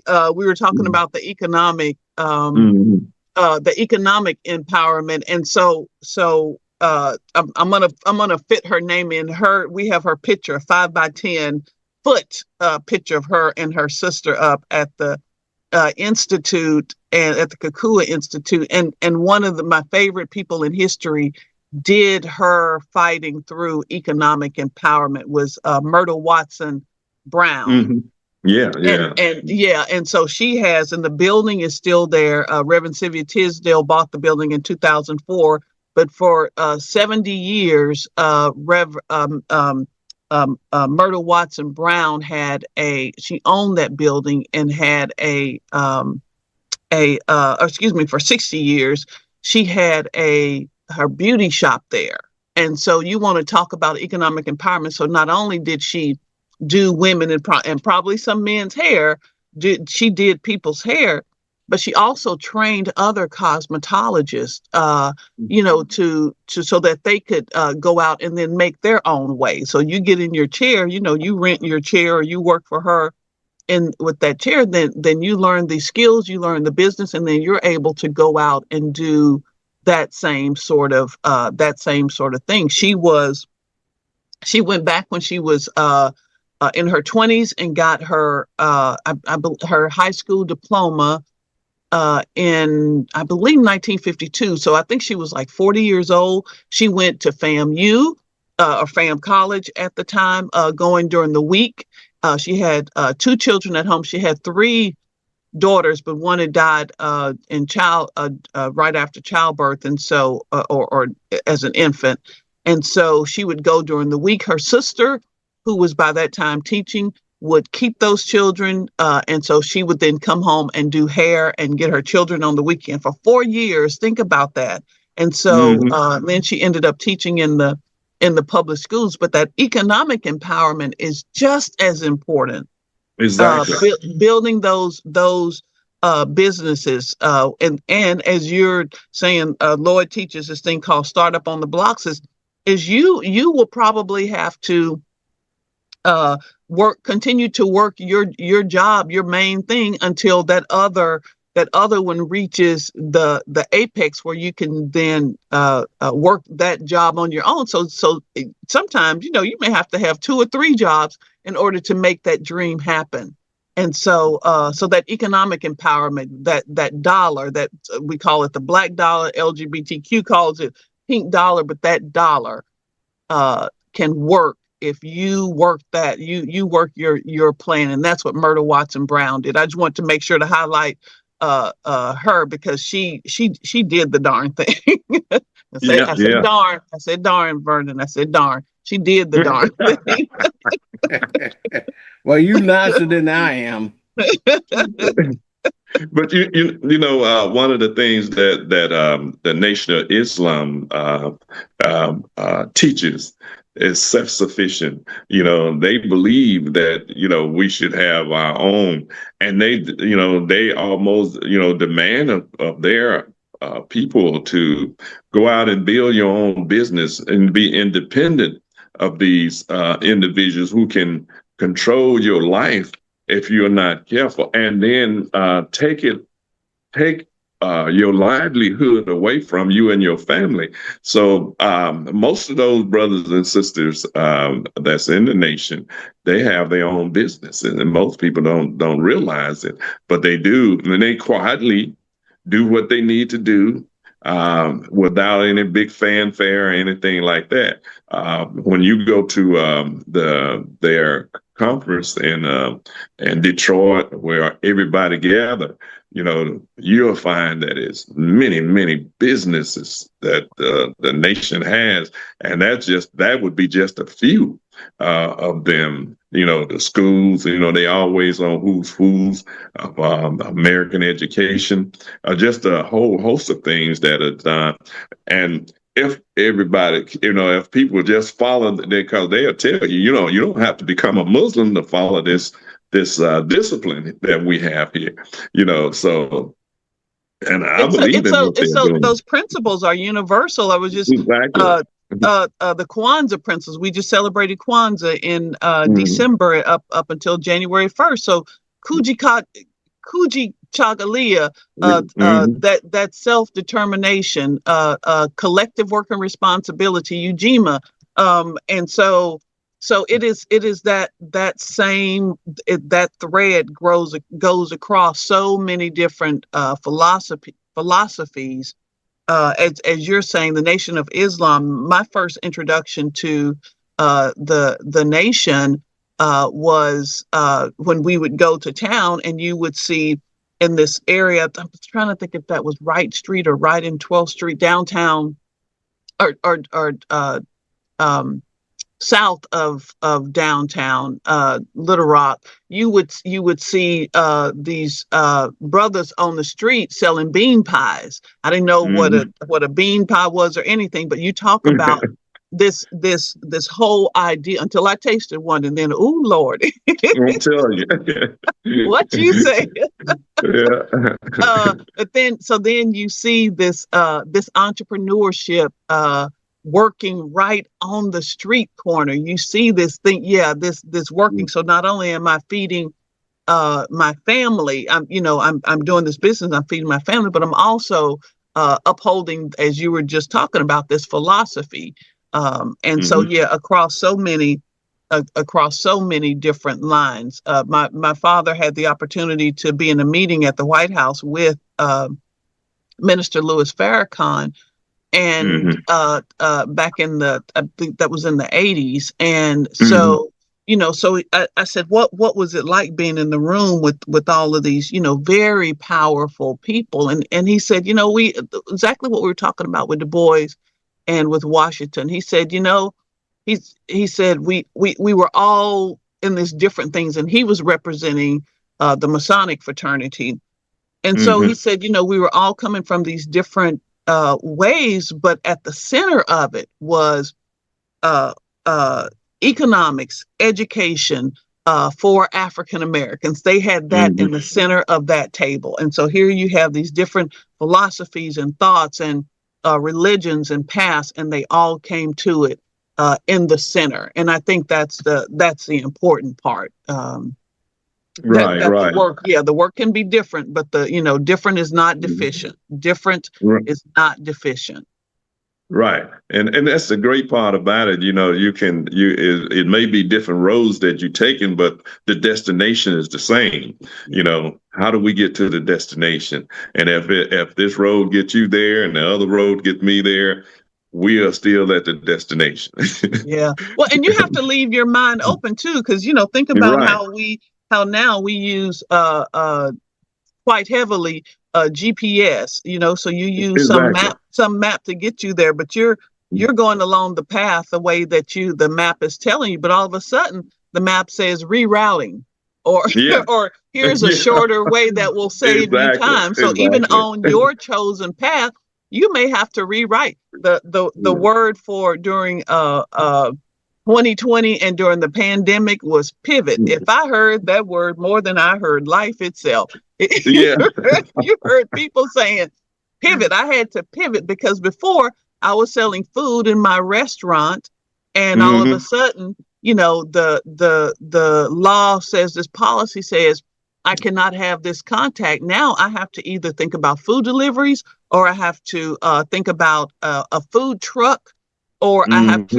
to hand this through a window or something like that. I have to think of this whole different way to make money. I have to pivot because I still need to feed my family. And so yeah, you heard that word pivot. So yeah, we may even on your own track, as you're trying to make your own way, you will have to pivot. You will have to reroute.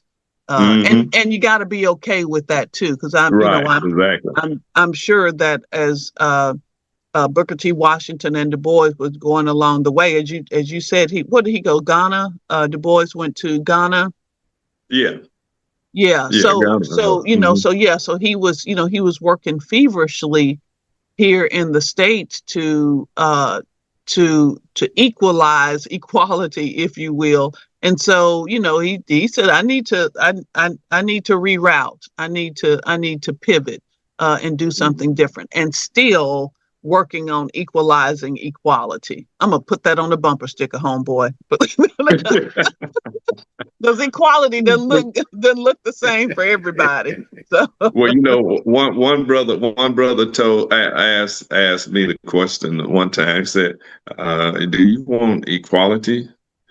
I'm like, "Yeah." I'm thinking, He said, "Well, why would you want to be equal with somebody that hates you, that's really beneath you, but thinking they're better than you?"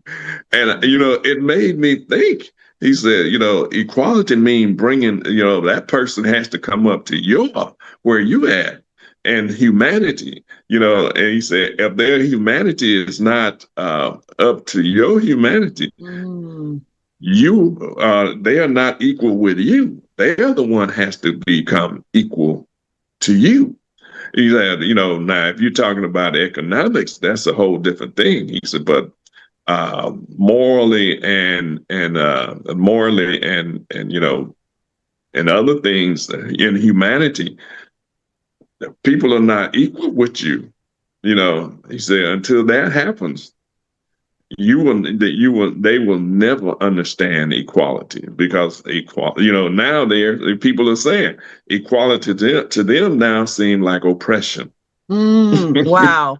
Well, I think it has to be equality and equity, because Dr. LaSharon Wiley did this illustration, I don't know, some years ago. She was still at the university, matter of fact. She runs the Equity Project Alliance now. She did this demonstration some years ago talking about the difference in equality and equity. And so equality is, I'm giving you the same box. We're trying to get over the wall, and I'm giving you the same box, the same size box. Well, I'm 6 feet and you're 6 feet too. So the same size boxes it's equal, but it's not getting both of us over the wall. Equity is ensuring that I can have my box, excuse me, is height is adjusted to my height, so that then I am equal then to get over the wall, and not just equal at the bottom, but equal all the way up, so that it is balanced all the way up. Excuse me. And you have to have both. Excuse me. You absolutely have to have both. It is. I was laughing. We have our little great nephew here with us. It's been an absolute joy, and so Lloyd was giving him the early dinner yesterday, and he filled his plate. I mean, that plate was filled to the brim, and he may have just eaten, half of it. And I was like, okay, wait a minute. His perspective, all that food may look good, but all that food couldn't fit in his tummy. Exactly. When I give him, his little handful, as I was taught, his little handful of portions. So then let it digest, and then if you want some more, then you can get some more. And the brother ain't starving. My little nephew ain't starving in any stretch of the imagination. But it really does. It has to be in perspective. And the other thing, I want to go back to the point where you talk about the DEI. It has been shown, and even I believe the state of Florida, I don't want to misquote, but I believe the state of Florida did this, that when they started implementing at the state level these initiatives to bring it, to equalize it and to bring equity, one of the things they said was, specifically for white women, one of the things they said is that if you are a white man, a majority race man, and you own this company, then the woman has to own, and you're trying to bring your partner, your wife, your spouse into this. She has to be in ownership at least 2 years, because what they understood was that there were some people who will, as we say in the country, game the system. They will try to play games with the system. And so when you have this DEI and you say, then we're trying to equalize it, we're trying to bring equity, then some people will say, let me bring my woman, because, and I don't know if I believe it still is, that women were considered a class that could have these advantages that had been seen as they was considered a minority. A minority, and thank you. Yeah, same as and you know, the word minority was a sickening word always to me, but they were using that as a means to game the system, and they did game the system.